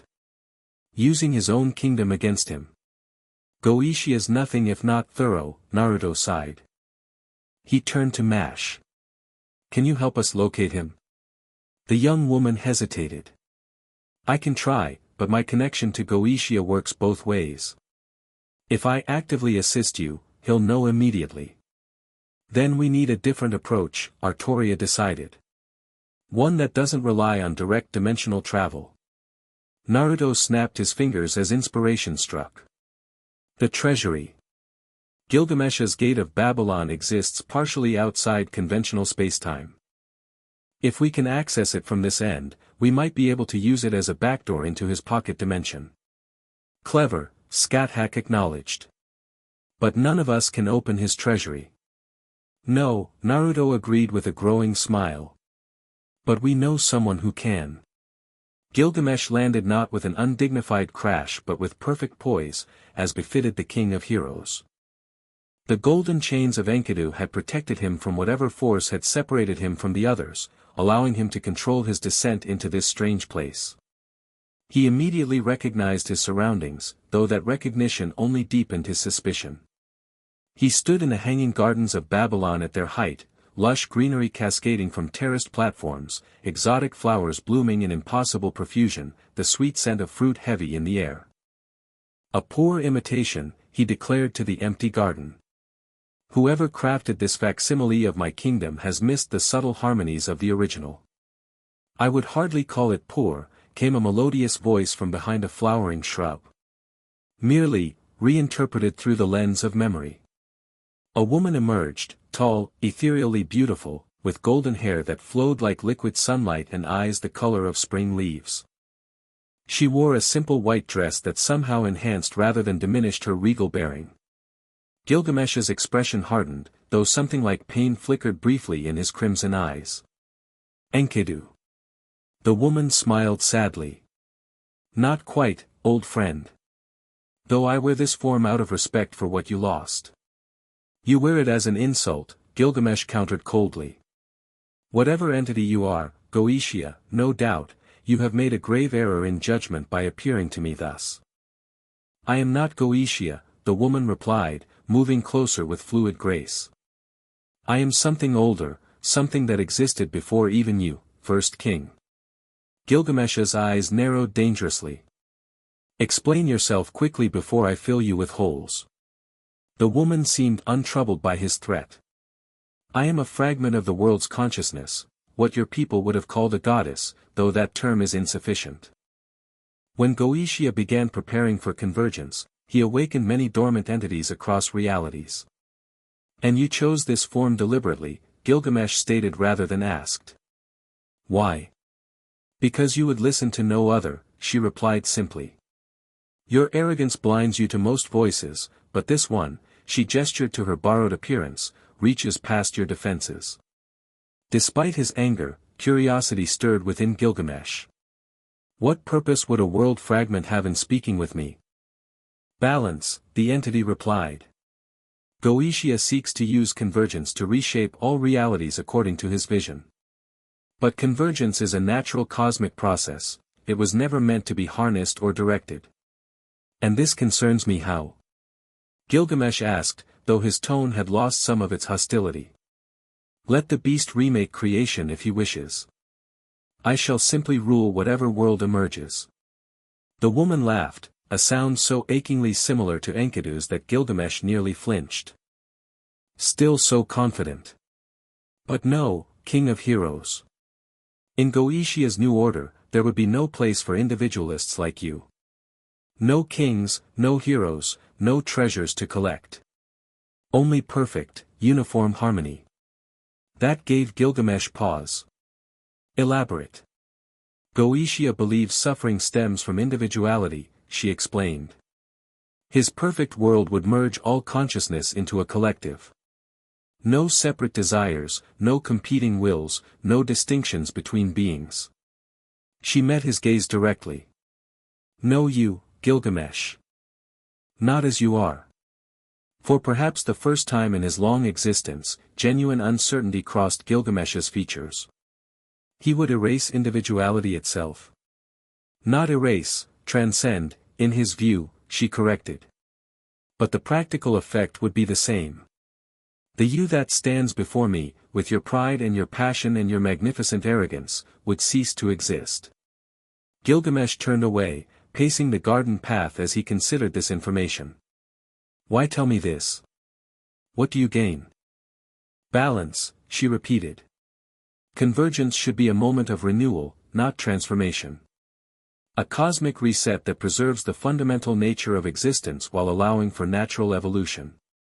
She approached him slowly. You, Gilgamesh, are the wild card in this equation. Even Goetia cannot fully predict your actions. Hence this elaborate stage, Gilgamesh surmised, gesturing to the recreated garden. To isolate me while the convergence preparations continue. Precisely, she confirmed. Your companions are being tested as well, positioned according to their responses. But you. She smiled again. You he fears most of all. Pride swelled in Gilgamesh's chest at this acknowledgement. As he should. I am the first hero, the original king. No beast surpasses me. Yet you face a choice, the entity continued, her expression growing serious. When convergence occurs, you could claim godhood for yourself. With your treasury and your innate connection to this world's foundation, you could potentially rival Goetia's power in that moment. Gilgamesh's eyes gleamed at the possibility.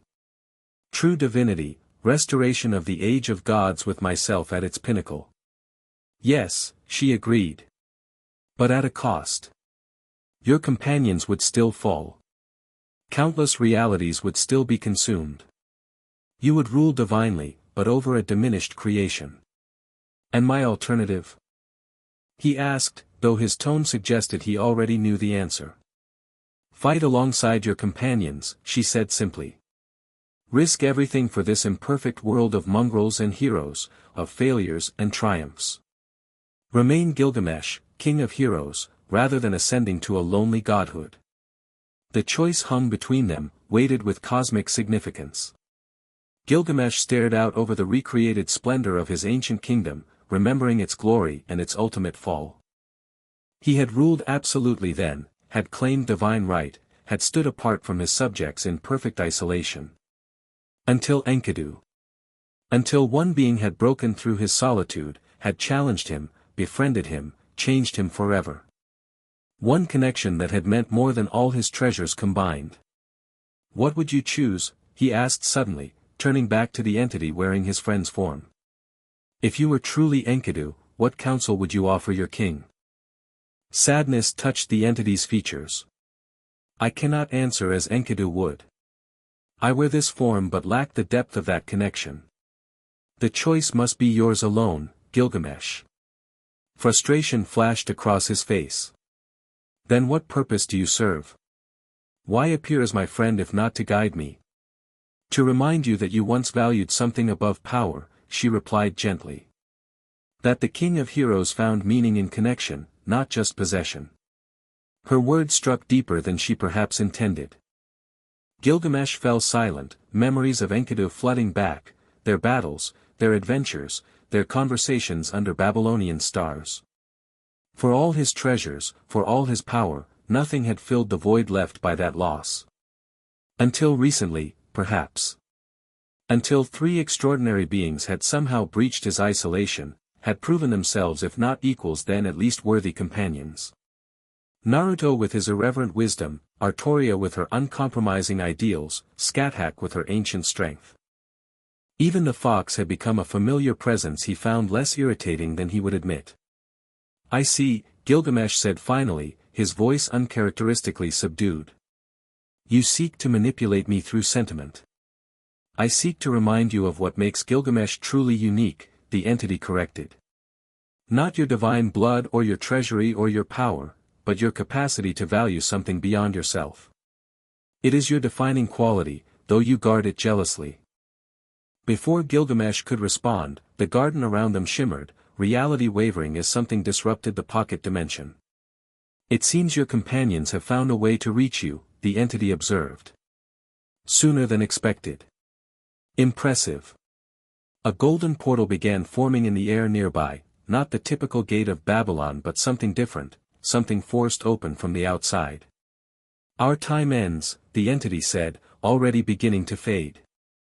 Remember, King of Heroes, at the moment of convergence, you alone will have a choice that could tip the balance. Wait, Gilgamesh commanded, unused to being left with questions. Who sent you? What are you truly? The entity smiled one last time, the expression heartbreakingly familiar. I told you, a fragment of the world's consciousness. As for who sent me. She was almost transparent now, her voice fading. Some bonds transcend even death and divinity, old friend. With those cryptic words, she vanished completely, just as the golden portal stabilized, revealing Naruto, Artoria, and Scáthach on the other side. Gilgamesh. Naruto called. Come on. This connection won't hold long. The King of Heroes stared at the space where the entity had been, confusion and something almost like hope warring in his expression. Then, with characteristic decisiveness, he strode toward the portal. You took your time, he declared haughtily as he stepped through. I was beginning to think I would need to save myself. You're welcome, Naruto replied with a roll of his eyes. Nice to see you too. The portal closed behind them, the hanging gardens of Babylon fading back into whatever dimensional space Goetia had crafted them from. But the conversation, and the choice presented, remained vivid in Gilgamesh's mind. For perhaps the first time since Enkidu's death, the King of Heroes found himself genuinely uncertain about his path forward. So we've all been tested, Naruto summarized as they regrouped at their estate. Scáthach faced her student and chose life over death. Artoria confronted her darker self and chose present bonds over past redemption. And Gilgamesh? He glanced at the Golden King, who had been uncharacteristically quiet since his rescue. What did you face? Nothing of consequence, Gilgamesh replied dismissively. Merely shadows and illusions meant to delay me. The others exchanged skeptical glances but didn't press. Whatever had occurred in that pocket dimension had clearly affected him, though his pride wouldn't allow him to admit it. The important thing is we're all back together, Naruto continued. Now we need to figure out how to stop convergence, or at least prevent Goetia from hijacking it. Mash, who had accompanied them back to the estate, stepped forward hesitantly. Convergence itself can't be stopped. It's a cosmic constant, like gravity or entropy. But its effects can be directed. That's what Goetia plans to do, Scáthach observed. Channel the convergence energy to reshape reality. Using me as the conduit, Naruto added grimly. Even with my connection to the origin weakened, I'm still the most direct link to it in this reality. Which means you're the key, Artoria concluded. We must ensure Goetia cannot capture you when convergence occurs. Kurama, who had been listening silently, finally spoke. There's another option. Naruto could leave this reality entirely.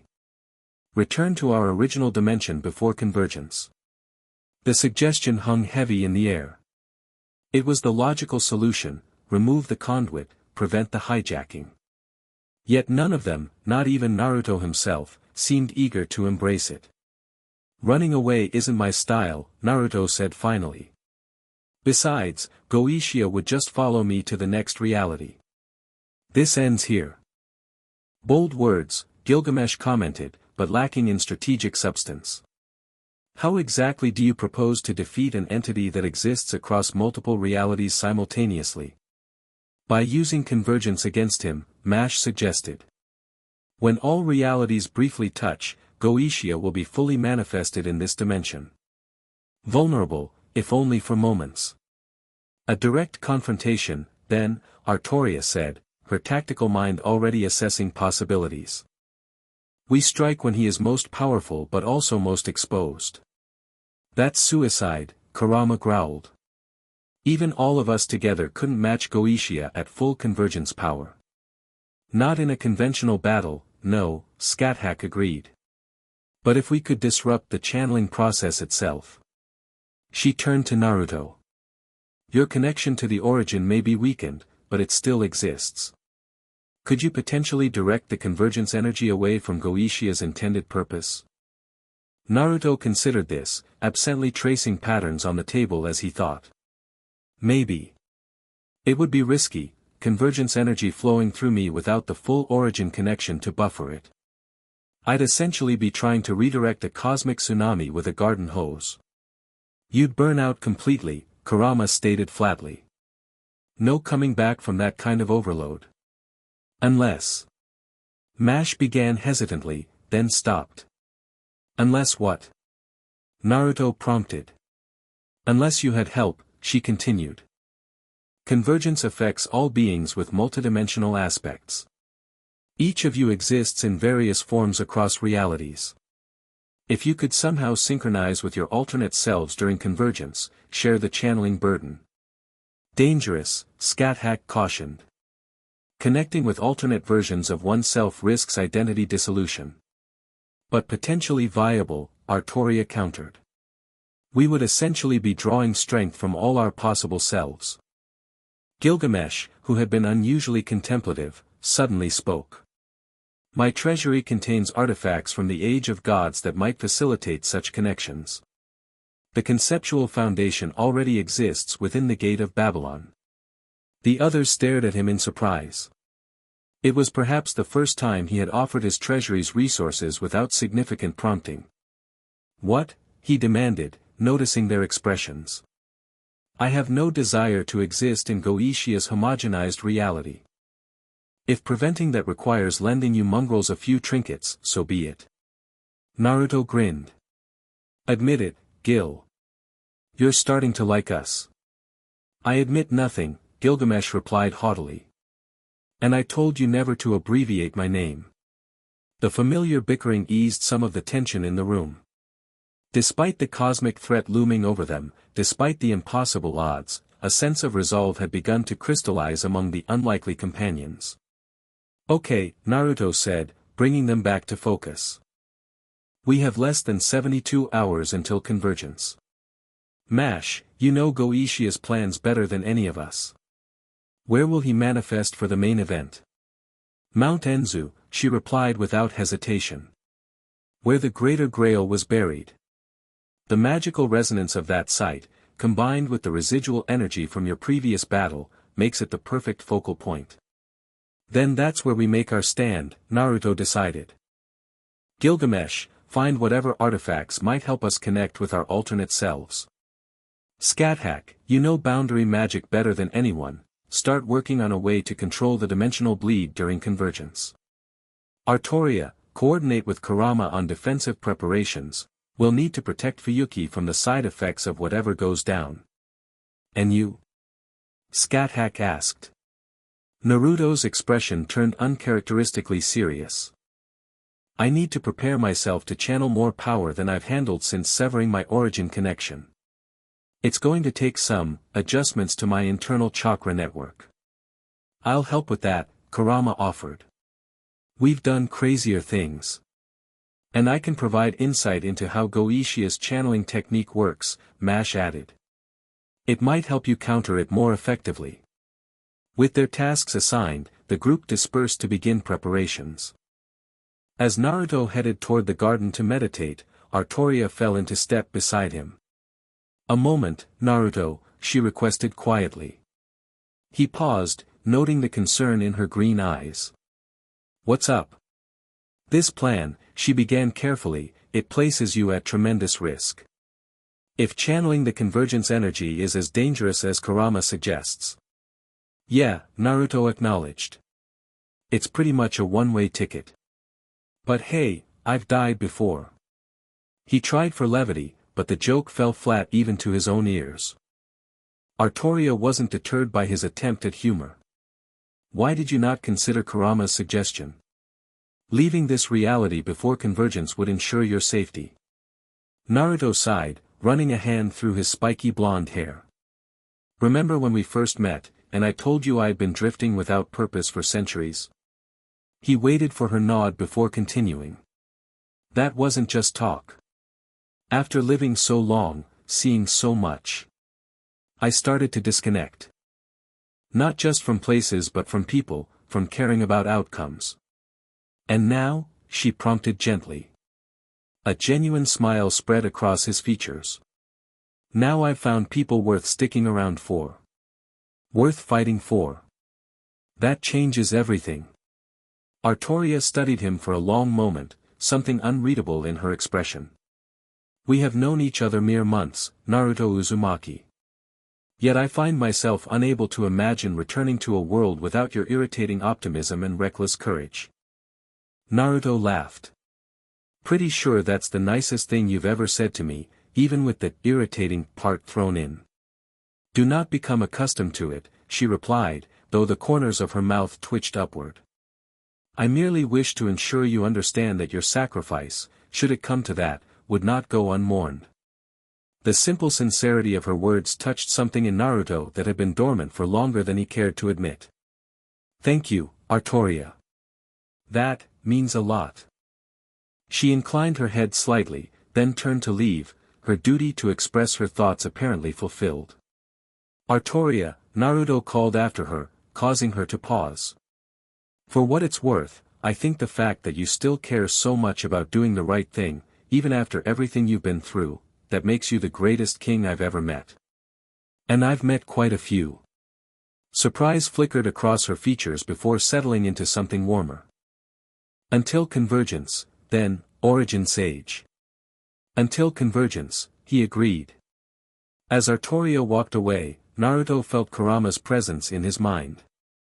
Getting sentimental in your old age, the fox commented dryly. Shut up, furball, Naruto replied without heat. Let's go figure out how to channel a cosmic event without exploding. Just another Tuesday for us, Kurama observed, and Naruto couldn't help but laugh despite the gravity of their situation. Some bonds, it seemed, transcended even the threat of multiversal collapse. The hours passed in a blur of preparation. Gilgamesh emerged from his treasury with several artifacts of immense power, ancient relics that predated humanity itself, conceptual weapons that could affect reality on a fundamental level. Scáthach worked tirelessly on boundary fields designed to contain the worst effects of convergence, her millennia of magical knowledge proving invaluable. Artoria and Kurama established evacuation protocols for Fuyuki, creating safe zones reinforced by the fox's chakra and Excalibur's protective aura. Meanwhile, Naruto worked with Mash to understand Goishia's channeling technique, preparing countermeasures while simultaneously reconfiguring his own chakra network to handle the coming strain. By the night before convergence, exhaustion had claimed them all. They gathered on the estate's veranda, sharing a meal that might be their last together. Despite the apocalyptic stakes, the atmosphere was surprisingly relaxed, the calm acceptance of warriors who had faced death countless times. We should consider the possibility of failure, Scáthach said pragmatically, breaking a comfortable silence. If Goishia succeeds, what becomes of us? Best case scenario, we're rewritten according to his vision of perfection, Naruto replied, leaning back against a wooden pillar. Worst case, we're erased completely as anomalies in his new system. Neither outcome is acceptable, Gilgamesh stated flatly. I refuse to be rewritten or erased by anyone, let alone a pretentious beast with delusions of cosmic authority.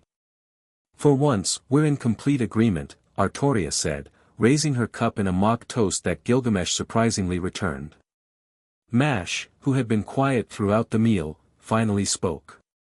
There's something I haven't told you. All eyes turned to her as she continued hesitantly. In my original reality, we faced Goishia too. I thought we'd won.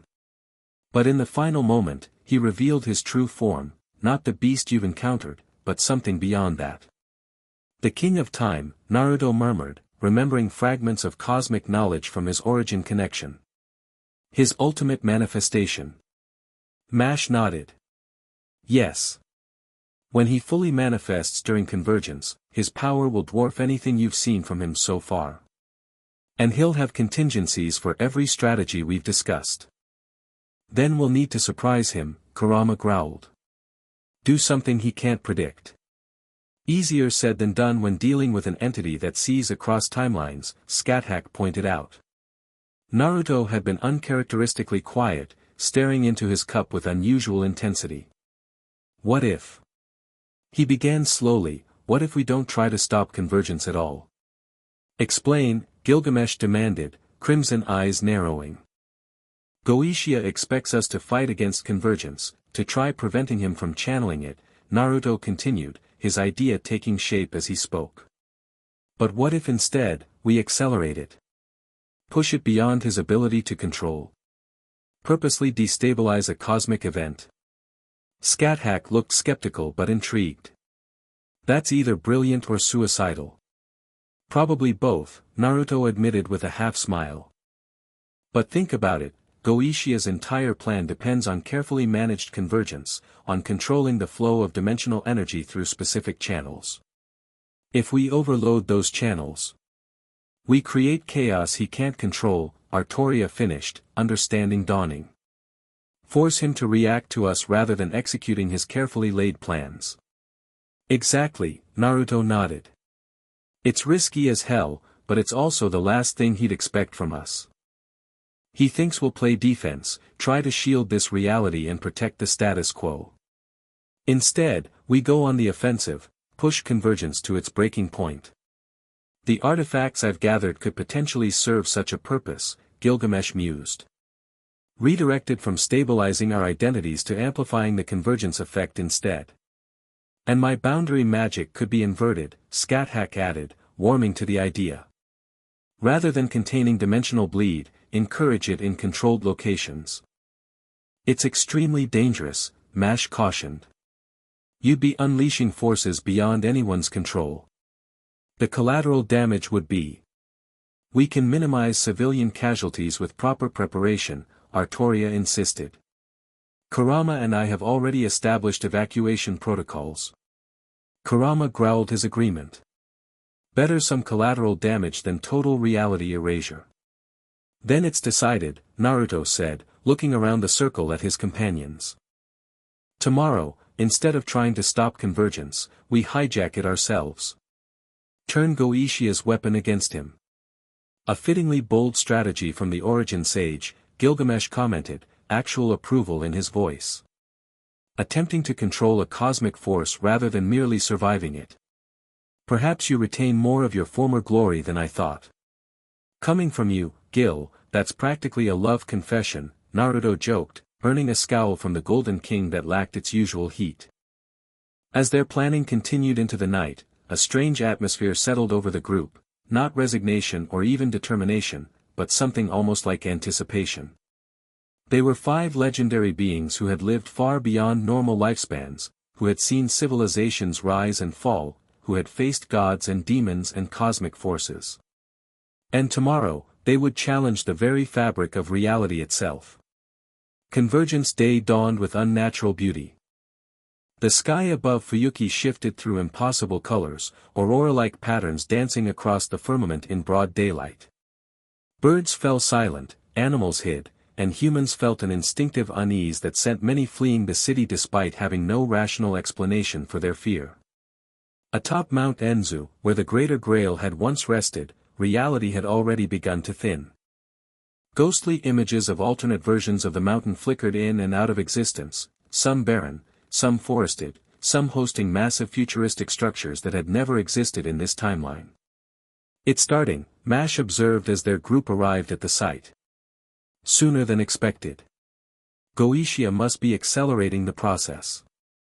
They had come prepared for battle, Artoria in her full armor, Excalibur glowing with holy light, Scáthach in her battle attire, crimson spear radiating deadly purpose, Gilgamesh resplendent in golden armor, countless portals shimming at his command, Naruto in a mode that combined aspects of his 6 paths and sage powers, his body glowing with subdued golden energy, and Kurama at his full size, 9 tails lashing with barely contained power.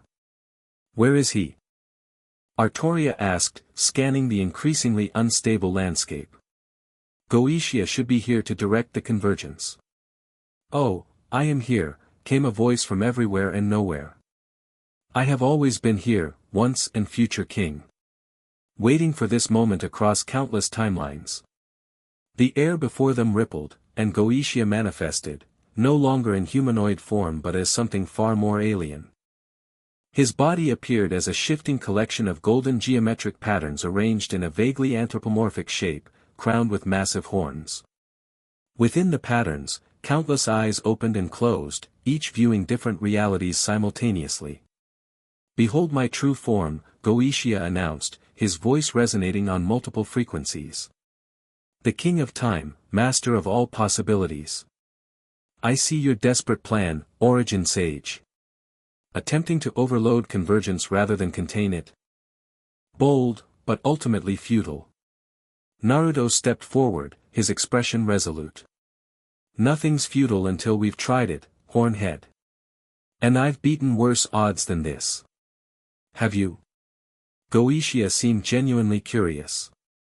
Perhaps in your limited perception. But I have calculated every possibility, every permutation of this encounter across 10,000 timelines. There is no scenario where you prevail. Then you've got a serious blind spot, Naruto replied. Because there's one factor your calculations can't account for. And what might that be? Goishia asked, cosmic amusement in his multi-layered voice. Naruto grinned, that determined, slightly feral expression that had preceded some of his greatest victories throughout his long existence. Us. Not as individuals, but together. This specific group, with these specific bonds, making this specific choice. It's never happened before in any timeline. That makes it a true variable, something even you can't predict. For the briefest moment, uncertainty flickered through Goetia countless eyes. Then his form expanded, growing larger as the convergence intensified around them. An interesting theory. Let us test it against reality. The attack came from all directions simultaneously, beams of concentrated energy that bent space itself, conceptual weapons that could erase existence, temporal distortions that aged and de-aged matter in chaotic patterns. It was not merely an assault on their bodies but on their very place in reality. Gilgamesh reacted first, countless noble phantasms erupting from his gate of Babylon to intercept the energy beams. Your parlor tricks do not impress the king of heroes, beast. He declared, his treasury's contents forming a golden web of counterfire. Artoria raised Excalibur, its holy light creating a protective dome around their group that neutralized the temporal distortions. Scáthach's spear danced in complex patterns, her boundary magic disrupting the conceptual attacks before they could erase her companions from existence. Kurama unleashed a roar that shook the mountain itself, his tails forming a defensive wall on their exposed flank. We need to move quickly. The fox called. Reality's destabilizing faster than expected. He was right. Around them, Mount Enzu was fracturing into overlapping versions of itself, some appearing as ancient shrines, others as futuristic complexes, still others as primordial wilderness. The convergence had accelerated beyond even Goetia's calculations, the dimensional barriers collapsing under the strain of their conflict. Now! Naruto shouted. While he's focused on attack. Gilgamesh, the artifacts. The King of Heroes produced 3 ancient relics from his treasury, a crystalline orb that pulsed with internal light, a dagger inscribed with symbols from before human civilization, and a mirror that reflected not their surroundings but infinite alternate versions of themselves. These predate the division of realities, Gilgamesh explained rapidly. They exist simultaneously across all timelines. When activated together during convergence, they create a feedback loop, Scáthach finished, immediately grasping the concept. Amplifying the dimensional bleed exponentially. Precisely, Gilgamesh confirmed. But they require anchors, beings of significant power with multiversal aspects. Us, Artoria said simply. Naruto nodded. Each of us takes one artifact. Kurama and I will handle the orb, it needs the most raw power. Scáthach, you take the dagger, it aligns with your boundary magic. Artoria and Gilgamesh, the mirror, your conflicting kingship philosophies will create the perfect resonance tension. You cannot seriously believe this will work. Goetia's voice boomed as he intensified his assault. These artifacts were meant to stabilize reality, not fracture it. That's the beauty of artifacts this old, Naruto called back, taking the orb from Gilgamesh. They predate concepts like stability and fracture, they respond to intent, not fixed purpose. The ground beneath them shattered completely, forcing them to leap to floating fragments of mountain that hung suspended in increasingly chaotic dimensional space. Around them, Fuyuki City had begun overlapping with countless alternate versions of itself, some in ruins, some gleaming with futuristic technology, some never having existed at all as nature dominated the landscape. Take your positions. Naruto commanded, channeling chakra into the crystal orb. It responded immediately, glowing with intense light that connected to Kurama's energy. Form a triangle around Goetia. Scáthach leapt to a floating chunk of reality to Goetia's left, the ancient dagger gleaming with crimson light as her boundary magic flowed into it. Artoria and Gilgamesh positioned themselves to the right, the mirror between them reflecting cascading images of alternate kings and heroes as their contradictory energies fed into it. You're too late. Goetia declared triumphantly. Convergence reaches its peak. The origin is exposed. Above them, reality itself seemed to tear open, revealing something beyond comprehension, the origin point from which all existence sprang, a singularity of pure creative potential. Its appearance was impossible to describe in human terms, a void that was simultaneously full, a point that was endless, a moment that was eternal. Goetia's form began rising toward it, expanding further as he prepared to harness its power. At last, the flawed experiment ends. A perfect reality dawns. Not if we have anything to say about it, Naruto muttered, nodding to his companions.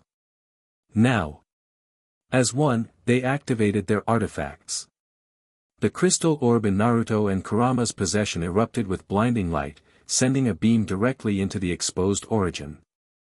The dagger in Scáthach's hands shattered reality around it, creating controlled rifts that redirected the flow of convergence energy. The mirror between Artoria and Gilgamesh expanded to impossible size, reflecting the origin's power back upon itself in a cascading feedback loop. What are you doing? Goetia's voice held genuine alarm for the first time. The energy flow is destabilizing. The convergence cannot be controlled this way. That's the point. Naruto shouted back. We're not trying to control it, we're setting it free. The artifacts connected through beams of light, forming a triangle that enclosed Goetia within its boundaries. The convergence energy, instead of flowing in the orderly pattern he had designed, began swirling chaotically, too wild, too primal for even the beast to harness. Stop this madness! Goetia demanded, his form fluctuating as the uncontrolled power battered him from all sides. You'll destroy everything, all realities, not just this one. No, Artoria called out, her voice steady despite the cosmic forces raging around them. The origin creates, it does not destroy. It is your attempt to control it that threatens existence. Gilgamesh laughed, the sound somehow audible even amid the dimensional chaos. Did you truly believe the foundations of reality would bend to your will, beast? Such arrogance exceeds even mine.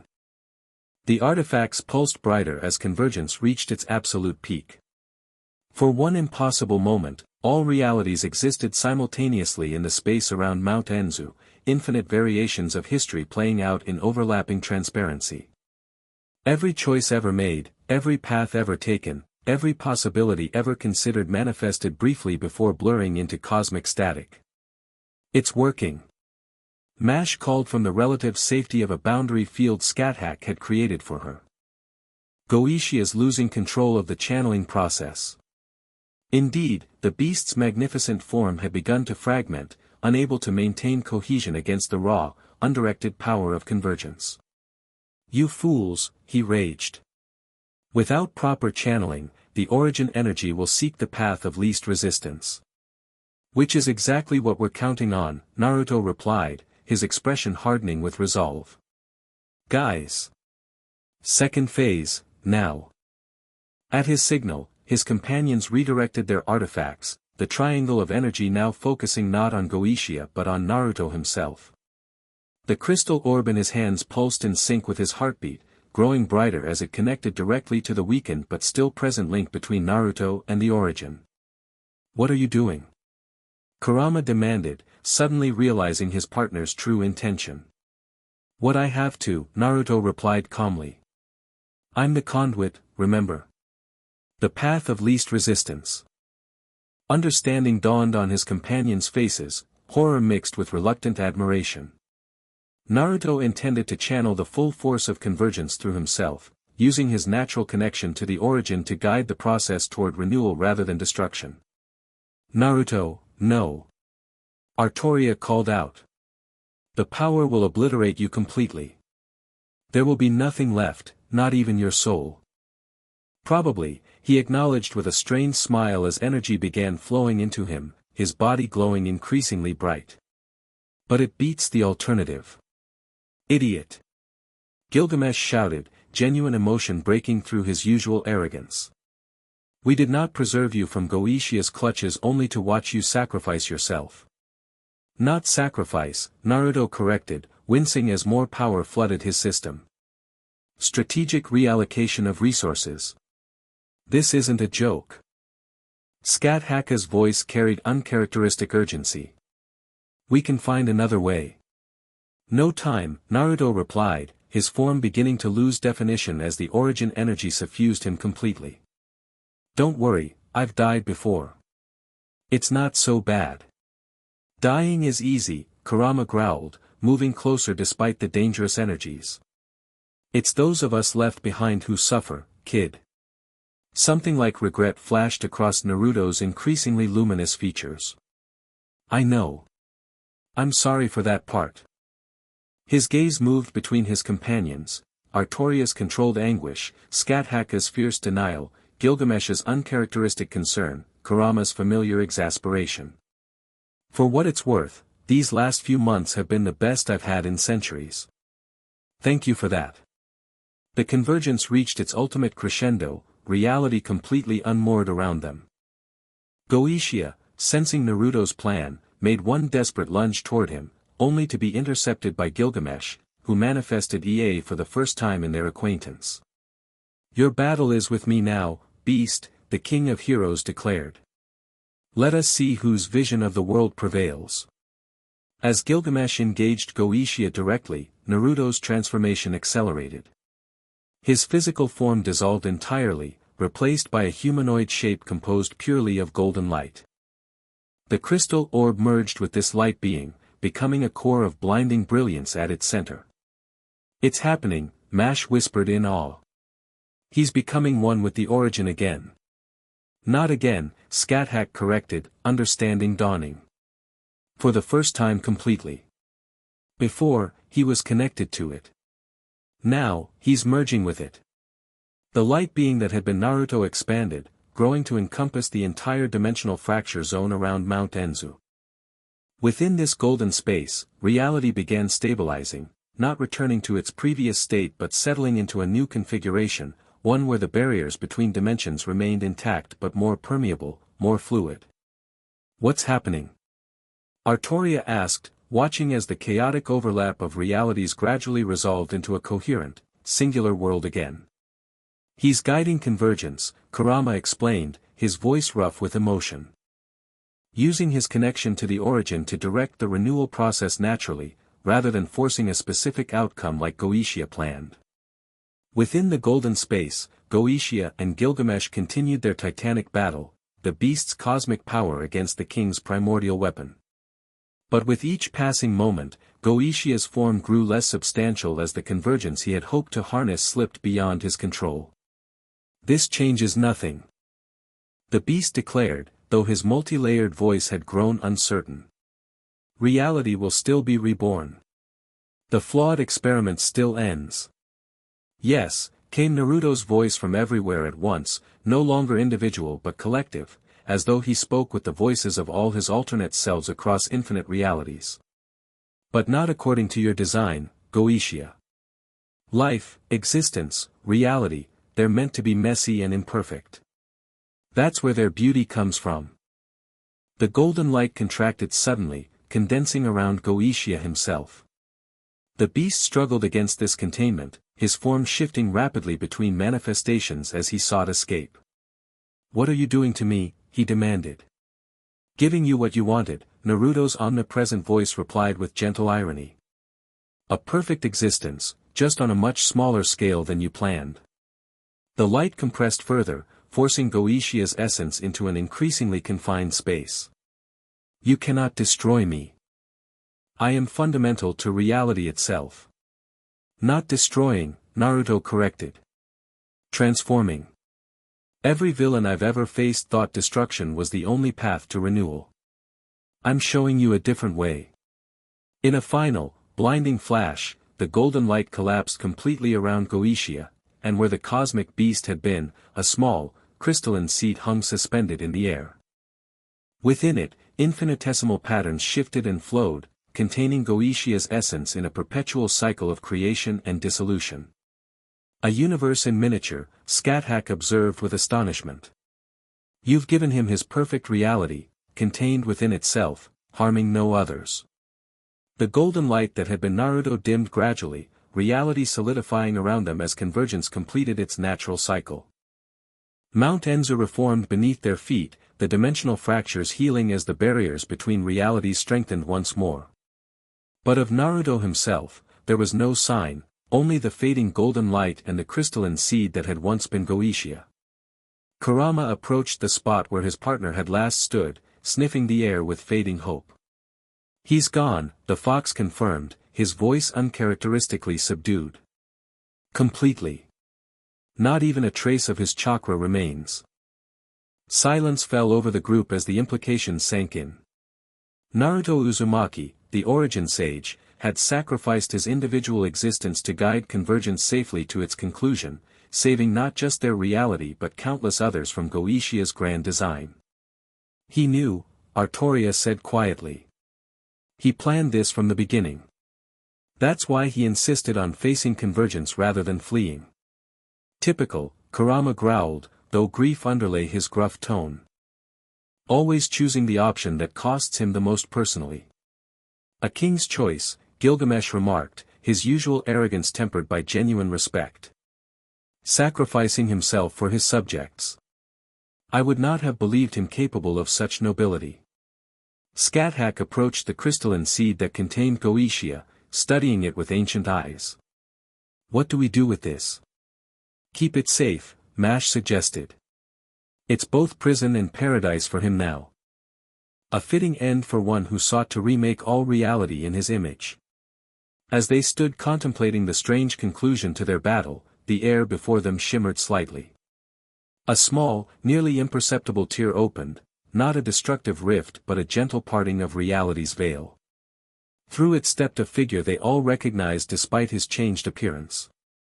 Naruto stood before them, but transformed, his hair longer and containing streaks of white, his eyes displaying a permanent Rinna Sharingan pattern, his skin bearing luminous patterns that shifted like living calligraphy.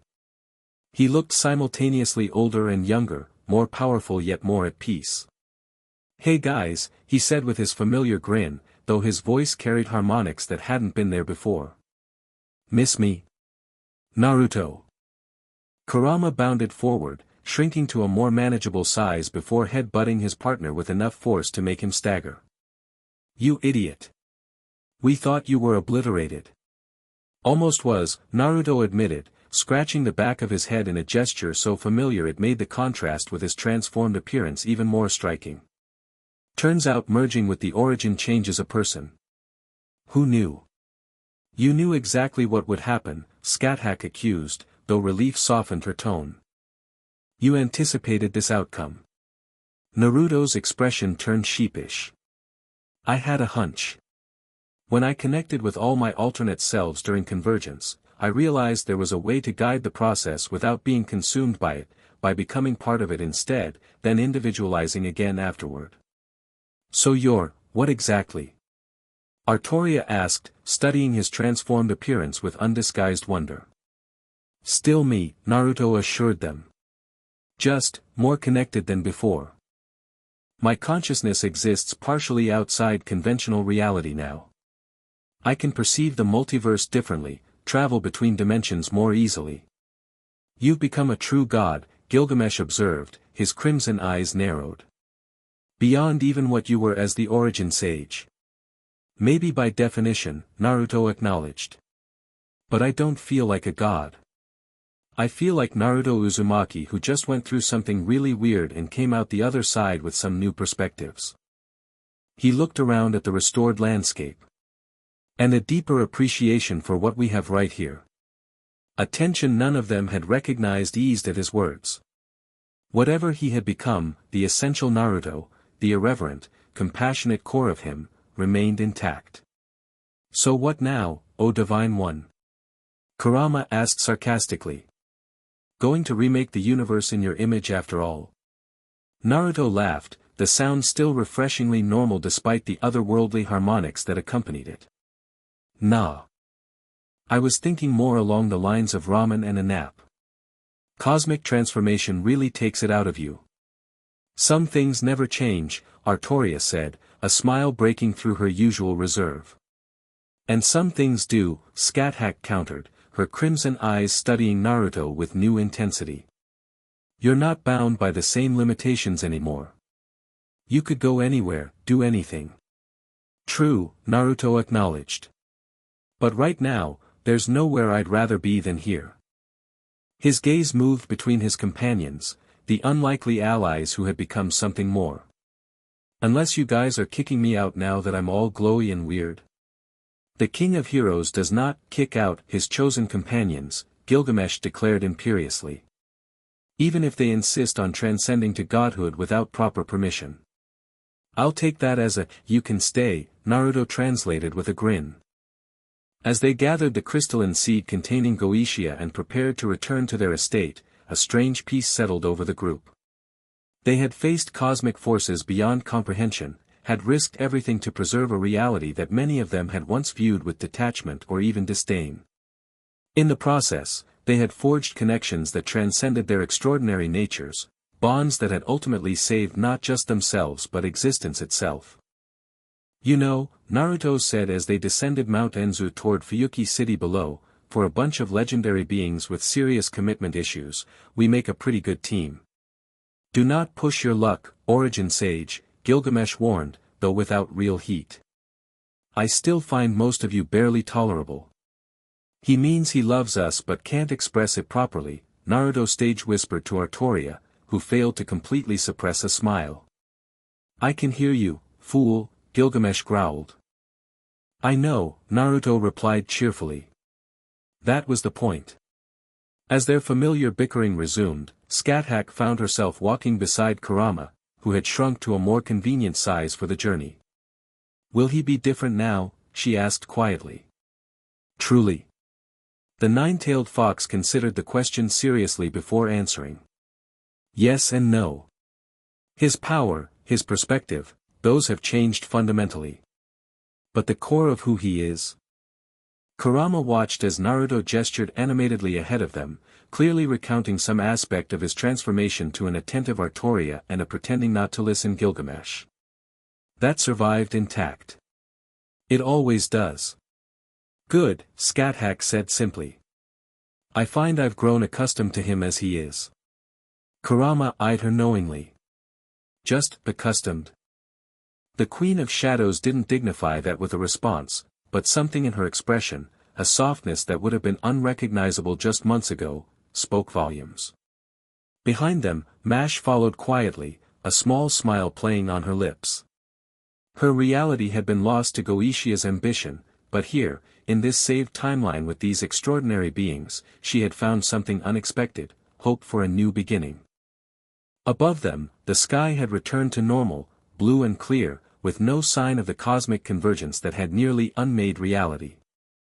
But to those who had experienced it, who had glimpsed the infinite possibilities of existence and chosen to preserve rather than control them, the world would never look quite the same again. Hey, Naruto called back to them, his transformed eyes bright with characteristic enthusiasm. Race you guys back. Last one to the estate cooks dinner. Before anyone could protest, he vanished in a flash of golden light, his laughter lingering in the air behind him. Childish as ever, Gilgamesh muttered, though he immediately accelerated to a speed that belied his dignified bearing. Some things truly never change, Artoria observed, a genuine smile breaking through as she too joined the impromptu race. Scáthach glanced at Kurama, a challenge in her crimson eyes. Without a word, both launched themselves forward, determined not to be left behind. As the unlikely family of legends raced toward home, the crystalline seed containing Goetia glowed softly in Naruto's possession, a reminder of the cosmic forces they had faced together and the bonds that had proven stronger than the very foundations of reality itself. Not a traditional happy ending, perhaps, but for beings who had lived countless lifetimes of solitary power, it was something far more precious, a new beginning, shared with others who truly understood both their strength and their burden. For the Origin Sage, the Queen of Shadows, the once and future King, the King of Heroes, and the nine-tailed fox, that was enough. More than enough. It was everything. The end. Thank you for watching this video. Please be sure to subscribe to our channel and like this video.